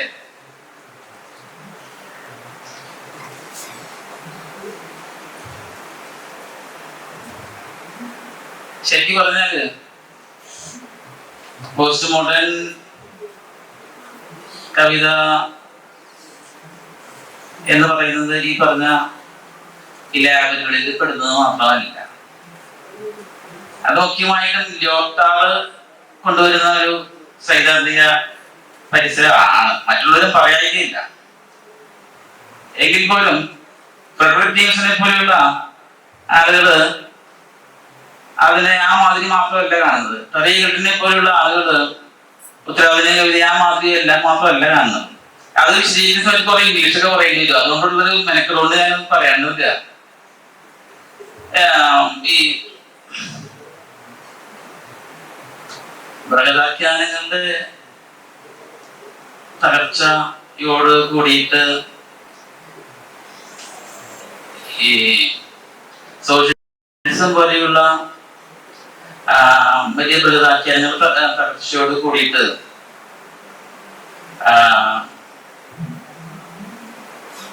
ഈ ആധുനികതയുടെ ഒരു അദ്ദേഹത്തിന്റെ കാലഘട്ടത്തില് ഈ ബൃഹദാഖ്യാനത്തിന് ഉണ്ടായിരുന്നു സോഷ്യലിസ്റ്റ് ഒരു പ്രത്യയശാസ്ത്രം ഉണ്ടായിരുന്നു. പക്ഷെ പിൽക്കാലത്ത് അത് ഒരു പിൽക്കാല മുതലാളികളായിട്ട് വളരുകയും അങ്ങനെ മുതലാളിത്തം വലിയ വികാസത്തിലേക്ക് പോവുകയാണ് ചെയ്തത്. അതാണ് ഉത്തരവാദിത്തത്തിനിടയായിട്ടുള്ള ഒരു കാര്യം. അപ്പോ തലയിരുത്തിനെ പോലെ ആളുകൾ പറയുന്നത് it is as though postmodernism represents the cynical belated revenge wreaked by bourgeois culture upon its revolutionary antagonists, whose utopian desire for a fusion of art and social practice is seized, distorted and genuinely turned back upon them as dystopian reality. അപ്പൊ ആ നിലയിൽ ഈ ഉത്തരാധുനിക കവിതകള് ഈ ആധുനികത അവാങ്കാദ് റൈറ്റേഴ്സിന്റെയും ഒക്കെയുള്ള കാഴ്ചപ്പാടിനെതിരായിട്ടുള്ള, അതിനെ പരിഹസിക്കുന്ന വിധത്തിലുള്ള, അതിന്റെ utopian ദർശനത്തിന് എതിരായിട്ടുള്ള ഡിസ്റ്റോപ്യൻ റിയാലിറ്റി അവതരിപ്പിക്കുന്ന തരത്തിലുള്ള കവിതകൾ എഴുതപ്പെടുന്നതെന്ന് പറയുന്നുണ്ട്. അങ്ങനെ ഒരു മുഖമുണ്ട്. ഉത്തരാധുനികതയെ ആനയെ കണ്ട കുരുടന്മാരെ പോലെ വാൽമേൽ പിടിച്ചിട്ടും കാൽമേൽ പിടിച്ചിട്ടും പല അത് ഇന്നത് മാത്രമാണെന്ന് പറയുന്നത് പോലെ ഒരു അവസ്ഥയാണ്. ഈ ലേബലുകൾ മാത്രമാണ് ഉത്തരാധുനികതയുടെ സ്വഭാവം. ആ ലേബലുകളിൽപ്പെട്ട കവിതകൾ മാത്രമാണ് ഉത്തരാധുനിക കവിതകൾ എന്ന് പറയുന്നത് ശരിയല്ല. അത് മാത്രമല്ല, വളരെ യാഥാർത്ഥ്യബോധത്തോട് കൂടിയിട്ട് നമുക്ക് ഒന്നും ആശ്രയിക്കാനില്ല. അപ്പോൾ നമ്മള് എല്ലാവരെയും വിപ്ലവത്തിലേക്ക് വിളിച്ചു കയറ്റുകയും നമ്മുടെ ജീവിതം അനാഥമാക്കുകയും ചെയ്ത ആധുനികതയുടെ രാഷ്ട്രീയ പരിസരത്തിനോടുള്ള ഒരു എതിർപ്പ് പ്രകടിപ്പിക്കുന്ന കവിതകളും ഉത്തരാധുനിക കവിതകൾ തന്നെയാണ്. ഞാൻ എന്റെ ആദ്യകാല സിസ്റ്റം എന്നുള്ള കവിത ഈ ഒരു പ്രവണത കാണിക്കുന്നതാണ്. എല്ലാ വലിയ വിപ്ലവകാരികളും മരിച്ചുപോയി. അവർ മരിച്ചതിനെ പറ്റിയൊക്കെ ഇങ്ങനെ ആളുകൾ എന്ത് എഴുതുന്നു, ഈ അവരുടെ രക്തസാക്ഷികളെ പറ്റിയുള്ള കവിതകൾ എഴുതുന്നു. സുഗതൻ, ലൂയിസ്, വർഗീസ്, രാജൻ, ലക്ഷ്മി, നിരൂത, കിഞ്ചിഹായ്, മൈക്കോസ്കി, പോൾസലൻ, കെ വേണു മരിച്ചിട്ടില്ല, മരിക്കും എന്ന് ഞാൻ കവിത. സച്ചിദാനന്ദൻ ആ കവിത എഴുതുന്ന സമയത്ത് ഈ എന്താണ് കിംചിഹായ് മരിച്ചിട്ട് പോലുമില്ല. അദ്ദേഹം മരിക്കുന്നതിന് മുമ്പാണ് വേനൽമഴ എന്നുള്ള പുസ്തകത്തിൽ കിംചിഹായ് മരിച്ചതായിട്ട് അദ്ദേഹം കവിത. പിന്നീട് മനസ്സിലായിട്ടുള്ളത് അദ്ദേഹം മരിച്ചിട്ടില്ല. മരിക്കാൻ പോണതിൽ വലിയ എഴുതുകയാണെങ്കിൽ കേവലം വലിയ എഴുതാലോ. നമ്മുടെ കാലം കഴിഞ്ഞു. നമ്മൾ ഞങ്ങളൊക്കെ വരുന്ന കാലം എന്ന് പറയുന്നത് വിപ്ലവാത്മകതയുടെ ആ തീവ്രമായിട്ട് കാലമൊക്കെ കഴിഞ്ഞു. ഈ പൂരം കഴിഞ്ഞ് പൂരപ്പറമ്പ് പോലെ ഏതാനും ഒലക്കെട്ടെന്നും മറ്റും ചിലരെ കിട്ടുന്ന അനാഥമായിട്ടുള്ള ഒരു പ്രശ്നവും ഇല്ലാത്ത ഞാനാണ് പ്രശ്നം എന്നുള്ള അവസ്ഥ വരുന്നൊരു കാലഘട്ടമാണ്. വലിയ തിരപ്പുറത്ത് ഉള്ള ആധുനികതയുടെ തേരോട്ടമൊക്കെ കഴിഞ്ഞു. അത് കഴിഞ്ഞിട്ട് ഞങ്ങൾ വരുന്നത്. അപ്പൊ ഞങ്ങളെ സംബന്ധിച്ചിടത്തോളം കാണുന്നത് വലിയ ആവശ്യമായിട്ടുള്ള വലിയ കാര്യങ്ങൾക്ക് വേണ്ടി ഒരുപാട് പേര് സമരം ചെയ്യുകയും മരിക്കുകയും തൂക്കിലേറ്റപ്പെടുകയും ഭ്രാന്താവുകയും ഒക്കെ ചെയ്തു. സച്ചിദാനന്ദന്റെ കവിതയുണ്ടല്ലോ, എന്റെ ഒരു സുഹൃത്ത് ആത്മഹത്യ ചെയ്തു. ഒരാൾക്ക് ഭ്രാന്തായി. ഇതിൽ കൂടുതൽ എനിക്കൊന്നും വന്നോളൂ, എന്നോടൊന്നും ചോദിക്കരുത് എന്നുകൊണ്ട് അദ്ദേഹത്തിന്റെ കവിതയുണ്ട്. സത്യവാങ്മൂലം എന്നുള്ള കവിതയും ഉണ്ട്. പിന്നെ വേറെ അതുപോലുള്ള ആൾക്കാർക്ക് കവിതയിലൊക്കെ ഉണ്ട്. പക്ഷെ അത് കഴിഞ്ഞിട്ട് ബാക്കി ഇവര് ആ കാലത്ത് പറഞ്ഞിരുന്നത് അവരുടെ ജോലിയൊന്നും നഷ്ടപ്പെട്ടില്ല. ലോകം മുഴുവനും ഇളകി മറിയുന്നതായിട്ട് നമുക്ക് തോന്നുകയാണ് ചെയ്യുന്നത്. ഇവിടെ ലോകം മുഴുവൻ വെറുതെ ഇരിക്കുകയും നമ്മൾ മാത്രം ഇളകി മറിയുകയും ചെയ്തിട്ട് നിങ്ങൾ ജോലി രാജിവെച്ചിട്ട് കാര്യമില്ല എന്ന് പറഞ്ഞ ആളുകളൊക്കെ ഉണ്ട്. ഈ ആധുനികതയുടെ പരാക്രമികളായിട്ടുള്ള ആളുകൾ. അപ്പൊ അതിന്റെ പേരിൽ ജീവൻ നഷ്ടപ്പെട്ട ആളുകൾ വേറെയുണ്ട്. അപ്പൊ അങ്ങനെയുള്ള ജീവൻ നഷ്ടപ്പെടുകയും രക്തസാക്ഷികളാവുകയും ചെയ്ത അവരുടെ തലമുറകൾ വേറെയില്ല, അവരുടെ പിൻഗാമികൾ വേറെയില്ല. അവർക്കുണ്ടാവുന്ന ഒരു എതിർപ്പുണ്ട്. ഏത് വിപ്ലവത്തിന്റെ പേരിൽ കുറച്ചുപേര് കാഷ്വാലിറ്റി ആവുമല്ലോ, കുറച്ചുപേര് ആപത്തിൽപ്പെടുമല്ലോ. ആ ആപത്തിൽപ്പെട്ട് ആളുകൾക്ക് ഒരു റിവോൾട്ട് ഉണ്ടാവും. പറയാനോട് ഈ റിവോൾട്ട് അത് ആ ആധുനികതയുടെ ആ വിപ്ലവാത്മകതയെ പരിഹാസത്തോടെ കാണുകയും അതിന് നേരെ തിരിച്ചടിക്കുകയും ചെയ്യുന്നു എന്നുള്ളതാണ് തെളിയിക്കുന്നുണ്ടാകുന്നത്. അത് ഒരു കാറ്റഗറി തന്നെയാണ്. അതിനെ എനിക്ക് ആരും പറയുന്നില്ല. പറയുന്നത് ദളിത്, പരിസ്ഥിതി, സ്ത്രീ എന്നതാണ്. ശരിക്കും പറഞ്ഞാല് ശരിയായി അത് എന്തിനാണ് ഈ ലാബുകൾ ഉണ്ടായത്? ആഗോളവൽക്കരണത്തിന്റെ ഈ മൊണോട്ടണസ് ആയിട്ടുള്ള ഒരു ഏകോക്രമത്തിന് എതിരായിട്ടുള്ള ഒരു സമരത്തിന്റെ ഭാഗമായിട്ടാണ് ഇതുണ്ടായത്. ഇങ്ങനെയുള്ള വിവിധങ്ങളായിട്ടുള്ള വൈവിധ്യങ്ങൾ ഉണ്ടായിട്ടുള്ളത്. പക്ഷെ ഈ വൈവിധ്യങ്ങളെ സംസ്കാര വ്യവസായം ഹൈജാക്ക് ചെയ്യുന്നതാണ് എന്റെ ഭാഗം. അതായത് ഒരു നല്ല പരിസ്ഥിതി കവിത ഉണ്ടാകുമ്പോൾ 100 പൊട്ട പരിസ്ഥിതി കവിത ഉണ്ടാവും. ഒരു നല്ല ഒരു സ്ത്രീപക്ഷ കവിത ഉണ്ടാകുമ്പോൾ 100 പൊട്ട സ്ത്രീപക്ഷ കവിത ഉണ്ടാവും. നല്ല ദളിത് കവിത ഉണ്ടാവും 100 പൊട്ട ദളിത് കവിത ഉണ്ടാവും. അപ്പൊ അതോടുകൂടി അത് നല്ല ദളിത് കവിതയും നല്ല പരിസ്ഥിതി കവിതയും നല്ല സ്ത്രീ കവിതയും കാണാണ്ടാവും. അത് ബിസിനസ് ആയിട്ട് മാറും. അത് അങ്ങനെ ഇത് വ്യാപകമായിട്ട് വ്യാവസായികമായിട്ട് 100 കണക്കിന് പരിസ്ഥിതി കവിതയും ദളിത് കവിതയും സ്ത്രീപക്ഷ കവിതയും ഉണ്ടാകുക വഴി അത് തന്നെ നല്ല കമ്മോഡിറ്റി ആയിട്ട് മാറ്റാൻ, അത് തന്നെ നല്ല കമ്മോഡിറ്റി ആയി മാറി. അങ്ങനെ മാറ്റാനായിട്ട് സംസ്കാര വ്യവസായത്തിന് കഴിഞ്ഞു. സംസ്കാര വ്യവസായം എല്ലാം ലേബലായിട്ട് എടുക്കുക, എല്ലാം ലേബലായിട്ട് എടുക്കുകയും വിൽക്കുകയും. ചുംബനത്തിന്റെ പുസ്തകം പുസ്തകം ഇറക്കി, അതായത് ചുംബനുള്ള കവിതകൾ മുഴുവൻ തെരഞ്ഞെടുത്തിട്ട് പുസ്തകം വിറ്റുപോയില്ലേ. എന്തെങ്കിലും ചുംബനം ഉണ്ടാവും, സ്ത്രീ പുരുഷനും തമ്മിൽ ചുംബനം. വേറൊരു പുസ്തകം എന്താണ്, കള്ളു കുടിക്കുന്നതിനെ പറ്റിയുള്ള കവിതകൾ, മദ്യപന്മാരുടെ കവിതകൾ. അതായത് എത്ര പേര് കള്ളു കുടി കവിതകൾ, അങ്ങനൊരു പുസ്തകം. ചുംബന കവിതകൾ, അങ്ങനൊരു പുസ്തകം. വെട്ടുവഴി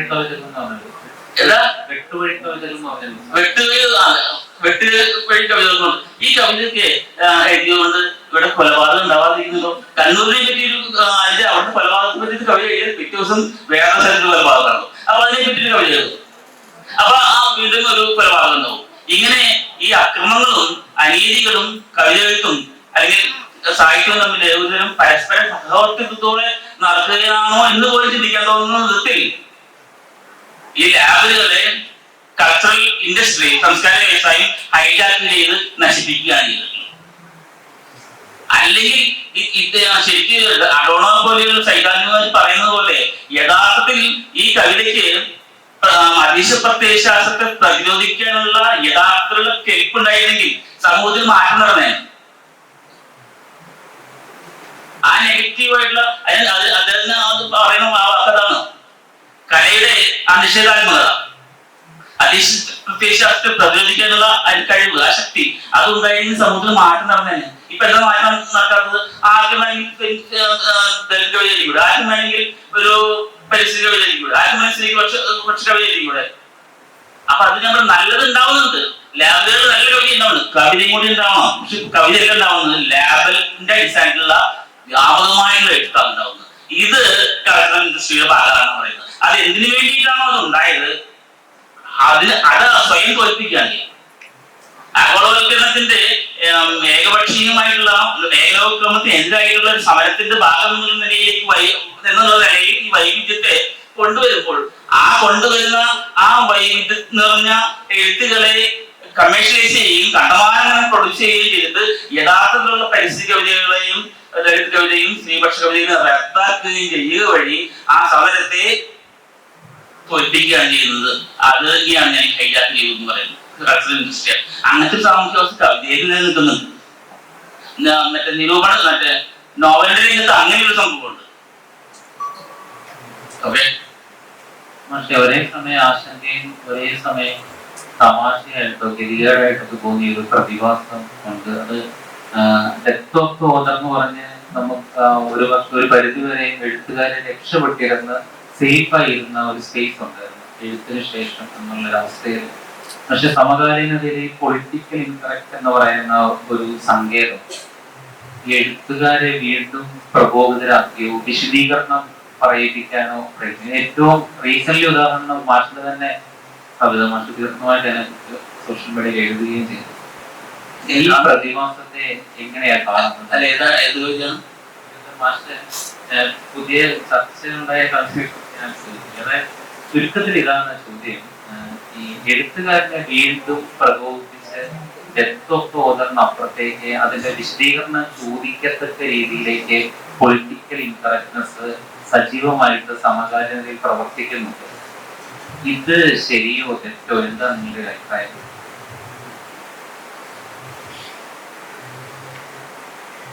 എനിക്കത് ഏതാണ്ട് മനസ്സിലായി. പക്ഷെ ഉത്തരം പറയുമ്പോഴേ കറക്റ്റ് ആയിരിക്കണം, അല്ലെങ്കിൽ പിന്നെ വീണ്ടും എക്സ്പ്ലെയിൻ ചെയ്യേണ്ടി വരും. അതായത് എന്നെ കൊണ്ട് ഉത്തരം പ്രകടിപ്പിക്കുന്ന വിധത്തില് ചോദ്യങ്ങൾ രാഷ്ട്രീയ ജാഗ്രതയുള്ള ഒരു സമൂഹം ഇപ്പൊ ഉണ്ട്. അപ്പൊ അത് വീണ്ടും നിങ്ങളെ കൊണ്ട് അതിന്റെ വിശദീകരണം പറയിപ്പിക്കുന്നു. അല്ലെ ഈ കവിത എഴുതി നിങ്ങൾ അതിന് ശേഷം വായിച്ചെടുത്തെന്ന് പറയുന്ന ഒരു സുരക്ഷിത ഇടത്തിൽ നിന്ന് എഴുത്തുകാരൻ വീണ്ടും അതിന്റെ വിശദീകരണത്തിലേക്ക് കിടക്കേണ്ട അവസ്ഥയിലേക്ക് വലിയ വലിയ ഇഷ്യൂ ഒരു ചർച്ചയിലേക്ക് പോകാനുള്ള ഇപ്പോഴാണ് സംഭാഷണത്തിനുള്ള ശരിയായിട്ട് വരുന്നുള്ളൂ. അപ്പോഴേക്കും സമയം അവസാനിക്കാറായി. അത് നമ്മൾ നേരിട്ട് സംസാരിക്കണമല്ലെന്ന് തോന്നുന്നുണ്ട്. വിഷയത്തിലേക്ക് നമ്മള് വന്നുകൊണ്ടിരിക്കുകയാണ് അല്ലെ. കലയിൽ പൊളിറ്റിക്കൽ കറക്റ്റ്നെസ് ഏഷ്യയില്ല. നിങ്ങൾക്ക് സത്യം എന്താണെന്ന് തോന്നുന്നതോ അതാണ് കലയിലെ സത്യം. കലയിലെ സത്യവും ജീവിതത്തിലെ സത്യവും രണ്ടാ. നിങ്ങൾ സത്യം പറഞ്ഞിട്ടും അത് മറ്റുള്ളവർക്ക് നുണയായിട്ട് തോന്നിയാൽ പിന്നെ നിങ്ങൾ സത്യം എന്ന് പറഞ്ഞാൽ എന്താ? സത്യം എന്ന് പറയുന്നത് മറ്റുള്ളവർക്ക് സത്യമായിട്ട് തോന്നുന്നത് എന്ന് പറയുന്നത് സത്യം. കലയെ സംബന്ധിച്ചിടത്തോളം ജീവിതത്തിലെ കലയായിരിക്കും. മനസ്സിലായോ? ഇപ്പൊ നിങ്ങളിപ്പോ ഒരു ഇവിടുന്ന് ഞാൻ സെൽഫി എടുത്തു കഴിഞ്ഞാല് ഞങ്ങൾ ഇരിക്കുന്ന എല്ലാവരും കാണും. പക്ഷെ ബാക്കിലുള്ളത് വായിക്കാൻ പറ്റില്ല. ബാക്കിൽ എഴുതിയിട്ടുള്ള അക്ഷരങ്ങൾ വായിക്കാൻ പറ്റില്ല. തലയിലിട്ട് കാണാം സെൽഫി എടുക്കുമ്പോ. എന്നെ കാണാനും പറ്റും. അതേപോലെ കലയിൽ അങ്ങനെ ഒരു കൺവേർഷൻ നടക്കുന്നുണ്ട്. യാഥാർത്ഥ്യത്തെ ഒരു കൺവേർഷൻ നടക്കുന്നുണ്ട് കലയിൽ. അപ്പൊ നിങ്ങൾ നോക്കുന്ന ആ പൊളിറ്റിക്കൽ കറക്റ്റ്നെസ് കലയെ നോക്കാൻ പാടില്ല. കലയ്ക്ക് കലയുടേതായിട്ടുള്ള സംഗതികൾ ഉണ്ടെന്നല്ലേ ഞാൻ വിചാരിക്കുന്നത്.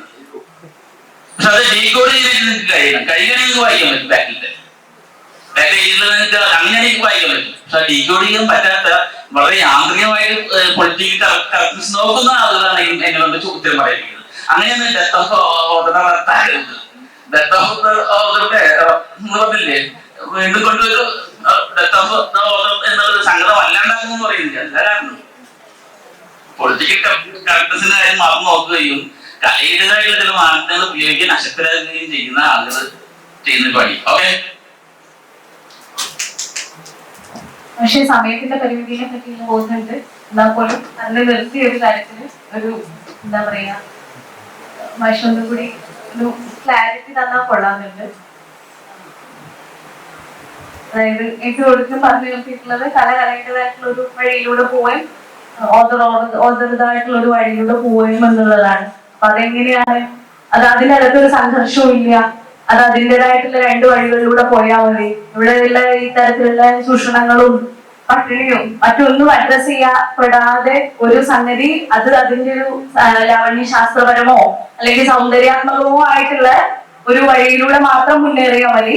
അല്ലാത്ത പക്ഷം ഒരു രാഷ്ട്രീയ മാനങ്ങളും ഇതിന് വേണ്ട എന്നുള്ള ഒരു വാദമാണോ മാഷ് മുന്നോട്ട് വയ്ക്കുന്നത്? അങ്ങനെയാണോ ഞാൻ പറഞ്ഞത്? അങ്ങനെയാണ് ഞാൻ പറഞ്ഞത്. കലയുടെ വഴിക്കും മറ്റേ പൊളിറ്റിക്കലായിട്ടുള്ള കാഴ്ചപ്പാട് വേറെ വഴിക്കും പോട്ടെ എന്നാണോ ഞാൻ പറഞ്ഞത്? ആണോ? രണ്ട് ചോദ്യങ്ങളും വളരെ സേഫ് ആയിട്ട് ഞാൻ പറയുന്നത് പബ്ലിക്കായിട്ടുള്ള രാഷ്ട്രീയ കാര്യങ്ങൾ കലയെ അതേപടി ലക്ഷ്യമില്ല. അങ്ങനെയാണെങ്കിൽ അത് പറഞ്ഞാൽ മതി. രാഷ്ട്രീയമായിട്ട് പറഞ്ഞാൽ മതി. കവിത കാര്യമില്ല. മനസ്സിലായി? അത് രാഷ്ട്രീയ കലയിൽ ഉണ്ടാകുന്നത് നിങ്ങൾ കാണുന്ന മുതലില്ല അത് രീതിയില്ല. അതിനാണ് ഞാൻ സെൽഫിയുടെ ഉദാഹരണം പറഞ്ഞത്. സംഗതി അവിടെ ഉള്ളതൊക്കെ ഈ സെൽഫിയിലുണ്ട്, ഞങ്ങളൊക്കെ ഉണ്ട്, ബാക്കിലുള്ളതും ഉണ്ട്. പക്ഷെ ബാക്കിലുള്ളത് എന്താണെന്ന് വായിക്കും നിങ്ങൾക്ക് ഡീകോഡ് ചെയ്യാനുള്ള കലാത്മകമായിട്ടും ജ്ഞാനം വേണ്ട ഞാൻ പറഞ്ഞു.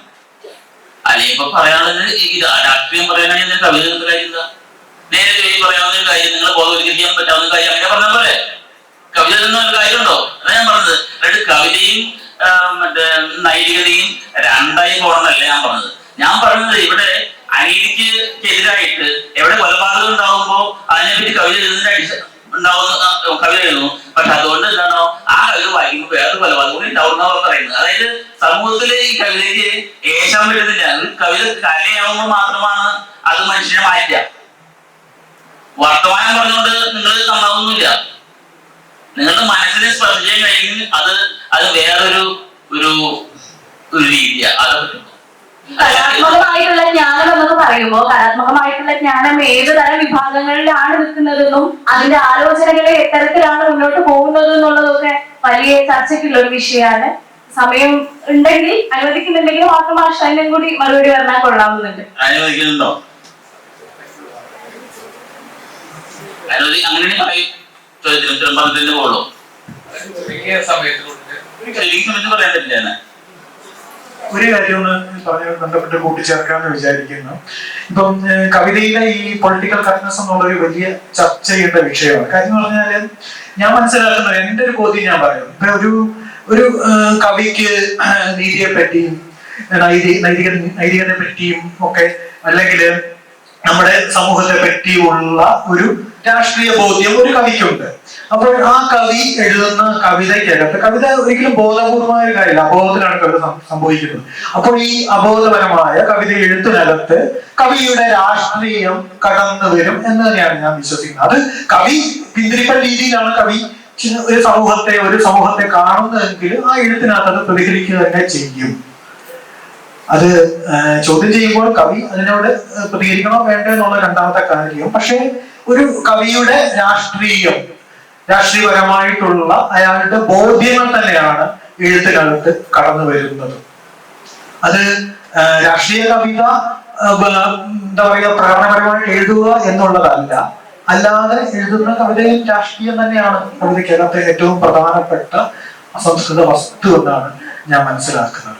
പിന്നെ മുമ്പ് പറഞ്ഞിട്ടുള്ളൊരു കാര്യം കൂടെ, നമ്മുടെ മലയാള കവിതയുടെ ഒരു ചരിത്രം എടുത്താല് അത് ഒരു സാധാരണ ചരിത്രം തന്നെയാണെന്നാണ് ഞാൻ വിശ്വസിക്കുന്നത്. അത് പൂരിപ്പിക്കാനായി വിട്ടുപോയ ഇടങ്ങളെ കവിതയുടെ കാലം, കവിത മുന്നോട്ട് കടന്നു വന്ന കാലം പൂരിപ്പിച്ചു എന്നും ഞാൻ കരുതുന്നുണ്ട്. നിങ്ങൾ അനേകം തവണ നിങ്ങൾ എന്റെ കറുത്ത മക്കളെ ചുട്ടു തിന്നില്ലേ, ഒരു വേദനയിൽ നമ്മൾ പറയാറുണ്ടോ എന്റെ എന്റെ മക്കളെ എന്നല്ലേ പറയത്തുള്ളൂ, കറുത്ത മക്കളെ എന്ന് പറയേണ്ട ആവശ്യമില്ലല്ലോ. ആ ഒരു വ്യത്യാസമുണ്ട്, പുറമെ നിന്ന് എഴുതുന്നതിന്റെ വ്യത്യാസം. അത് പിന്നീട് വന്നുള്ള എഴുത്തുകൾ പൂരിപ്പിക്കപ്പെട്ടു എന്നാണ്. ഇപ്പം അന്നൂർക്കോട്ട എന്ന കവിതയ്ക്കകത്ത് സ്വർഗരതിക്കാരെ പറ്റി എഴുതിയിട്ടുണ്ട്. ഈ കാലം എങ്ങനെയാണ് ഈ ഒരു വിഷയത്തെ കാണുന്നത്? കീഴുടെ കവിതയുടെ രൂപപ്പെട്ടു, ദളിതുകളുടെ കവിത രൂപപ്പെട്ടു, പെണ്ണുങ്ങളുടെ കവിത രൂപപ്പെട്ടു, ആദിവാസികളുടെ കവിത രൂപപ്പെട്ടു. അങ്ങനെ വിട്ടുപോയ ഇടങ്ങൾ നമ്മുടെ മലയാള കവിതയുടെ ചരിത്രത്തെ പൂരിപ്പിച്ചുകൊണ്ടാണ് മലയാള കവിത മുന്നോട്ട് പോകുന്നത്. അത് എനിക്ക് തോന്നുന്ന ഒരു ഏറ്റവും കൂടുതൽ കലർപ്പിന്റെ കവിതയായിട്ട് മലയാള കവിത ഇക്കാലത്ത് മാറിയിട്ടുണ്ട്. അതുപോലെ ഒരു ദേശത്ത് മാത്രമല്ല ഈ കാലത്തെ കവിത ഒതുങ്ങി നിൽക്കുന്നത്. ഇംഗ്ലണ്ടിന്റെ വരവോടുകൂടി ദേശം എന്നുള്ള സംഭവത്തെ തന്നെ പൊളിച്ചു കളഞ്ഞു. പട്ടാമ്പി മാത്രമല്ല കവിതയുള്ളത്, പൊന്നാനി മാത്രമല്ല കവിതയുള്ളത്, കോട്ടയത്ത് മാത്രമല്ല, തിരുവനന്തപുരത്ത് മാത്രമല്ല കവിതയുള്ളത്. ഈ ടൈമും സ്പേസും എന്നുള്ളൊരു കൺസെപ്റ്റിനെ തന്നെ മലയാള ഈ ഇന്റർനെറ്റിന്റെ വരവോട് കൂടി എഴുത്ത് മാറ്റിമറിച്ചു എന്നാണ് പറയുന്നത്. അത് ശരിക്കും ഇന്റർനെറ്റിന്റെ വരവോടെ ബ്ലോഗിന്റെ കാലത്തെ എഴുത്തുകൾ, ഇന്റർനെറ്റിലെ ഫേസ്ബുക്കിലെ എഴുത്തുകൾ, അങ്ങനെ ഒരു എഴുത്ത് മാത്രം ഒതുങ്ങാത്ത ഒരു കലർപ്പിന്റെ വലിയ കവിതയുടെ ലോകമാണ് ഇപ്പൊ ഉണ്ടായിരിക്കുന്നത്. ഒരിക്കലും ഒരു പ്രിന്റില് ഒതുങ്ങുന്ന കവിതയല്ല, ഒരു പേജിലോ അല്ലെങ്കിൽ 1.5 പേജിലോ 2 പേജിലോ ഒതുങ്ങുന്ന കവിതയല്ല കാലത്തിന്റെ കവിത. ഒരാൾക്ക് ഒരു കവിത നാളേക്ക് ചെയ്തുകൊണ്ട് എത്ര വേണമെങ്കിലും മുന്നോട്ട് പോകാം. അത് സ്പേസ് എന്നുള്ളൊരു കൺസെപ്റ്റിനെ തന്നെ മലയാള കവിത മറികടന്നു എന്നും ഞാൻ വിശ്വസിക്കുന്നു. ഒരു 1-2 ചോദ്യങ്ങൾ കൂടെ ഉള്ള ഒരു അവസരമാണ്. അങ്ങനെയാണെങ്കിൽ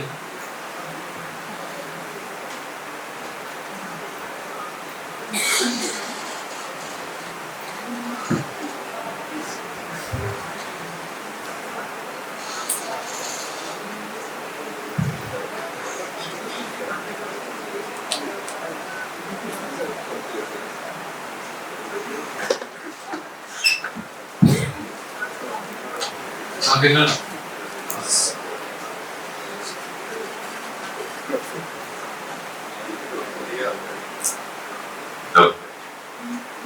നമ്മളെ ഈ എഴുത്ത് പുതിയൊരു അവബോധവും ചിന്താഗതിയും ഒക്കെ തരുമ്പോഴാണ് അതിനൊരു ഔന്നിത്യം ആ എഴുത്തായിട്ട് ഉയർത്തി നിൽക്കുന്നതെന്ന് നേരത്തെ ആൾക്കൂട്ടം എനിക്ക് ചോദിക്കുന്നത്, സാറിന്റെ എഴുത്ത്, സാറ് എഴുതിയ കാര്യങ്ങൾ സാറ് ഈ ഒരു പുതിയ അവബോധവും അതേപോലെ ചിന്താഗതിയും ഈ എഴുത്ത് പ്രക്രിയയിൽ നൽകുന്നുണ്ടോ എന്നുള്ളതാണ്. അതായത് എഴുത്തുകാരൻ മറ്റു മനുഷ്യരെക്കാൾ കൂടുതൽ ഹ്യൂമൻ ആകുന്നുണ്ടോ ആ പ്രോസസ്സിലൂടെ എന്നാണ്. അതവിടെ നിൽക്കട്ടെ, ആ എഴുത്തിന്റെ വെളിച്ചത്തിൽ മറ്റുള്ളവർ നന്നാവട്ടെ എന്ന വെളിച്ചത്തിലാണ്. അത് എന്റെ കവിതയെ സംബന്ധിച്ചൊരു ചോദ്യമാണല്ലോ. എന്റെ കവിത വായിച്ചിട്ട് അത് നിങ്ങൾക്ക് ഉയർന്നൊരു അവബോധം തരുന്നുണ്ടെങ്കിൽ മാത്രം നിങ്ങൾ നല്ല വഴി എന്ന് പറഞ്ഞാൽ മതി, അല്ലെങ്കിൽ മോശം വഴി എന്ന് പറഞ്ഞു.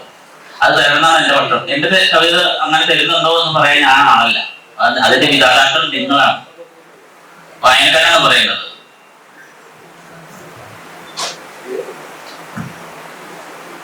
മറ്റ് ചോദ്യങ്ങൾ ഇല്ല എന്ന് പ്രതീക്ഷിക്കുന്നു. എന്തായാലും കവിത കൂടുതൽ സംവാദാത്മകമായിട്ട് രാഷ്ട്രീയപരമായി തന്നെ ഇടപെടുന്നുണ്ട് ഇന്നും സമൂഹത്തിലെ വായനക്കാർക്കിടയിൽ എന്നുള്ളതിന്റെ ഒരു തെളിവ് കൂടിയാണ് ഇപ്പോൾ നമ്മൾ അവസാനം വരെ ഈ ഒരു ചർച്ചയിൽ കാണാൻ കഴിഞ്ഞിട്ടുണ്ടായിരുന്നത്. ആ നിലയിൽ നമ്മുടെ ഈ ഒരു സെഷൻ അനുയോജ്യമായ രീതിയിൽ തന്നെ പ്രതികരണങ്ങൾ നടത്തിയ എസ് കലേഷ്, അതുപോലെ തന്നെ KR ടോണി, ധന്യ വേലശ്ശേരി, ഇവരോടെല്ലാം തന്നെ മലയാള സർവകലാശാലയുടെ പേരിലുള്ള നന്ദി രേഖപ്പെടുത്തുകയാണ്. ഇതോടുകൂടി ഈ ഒരു സെഷൻ ഇവിടെ അവസാനിക്കുകയാണ്.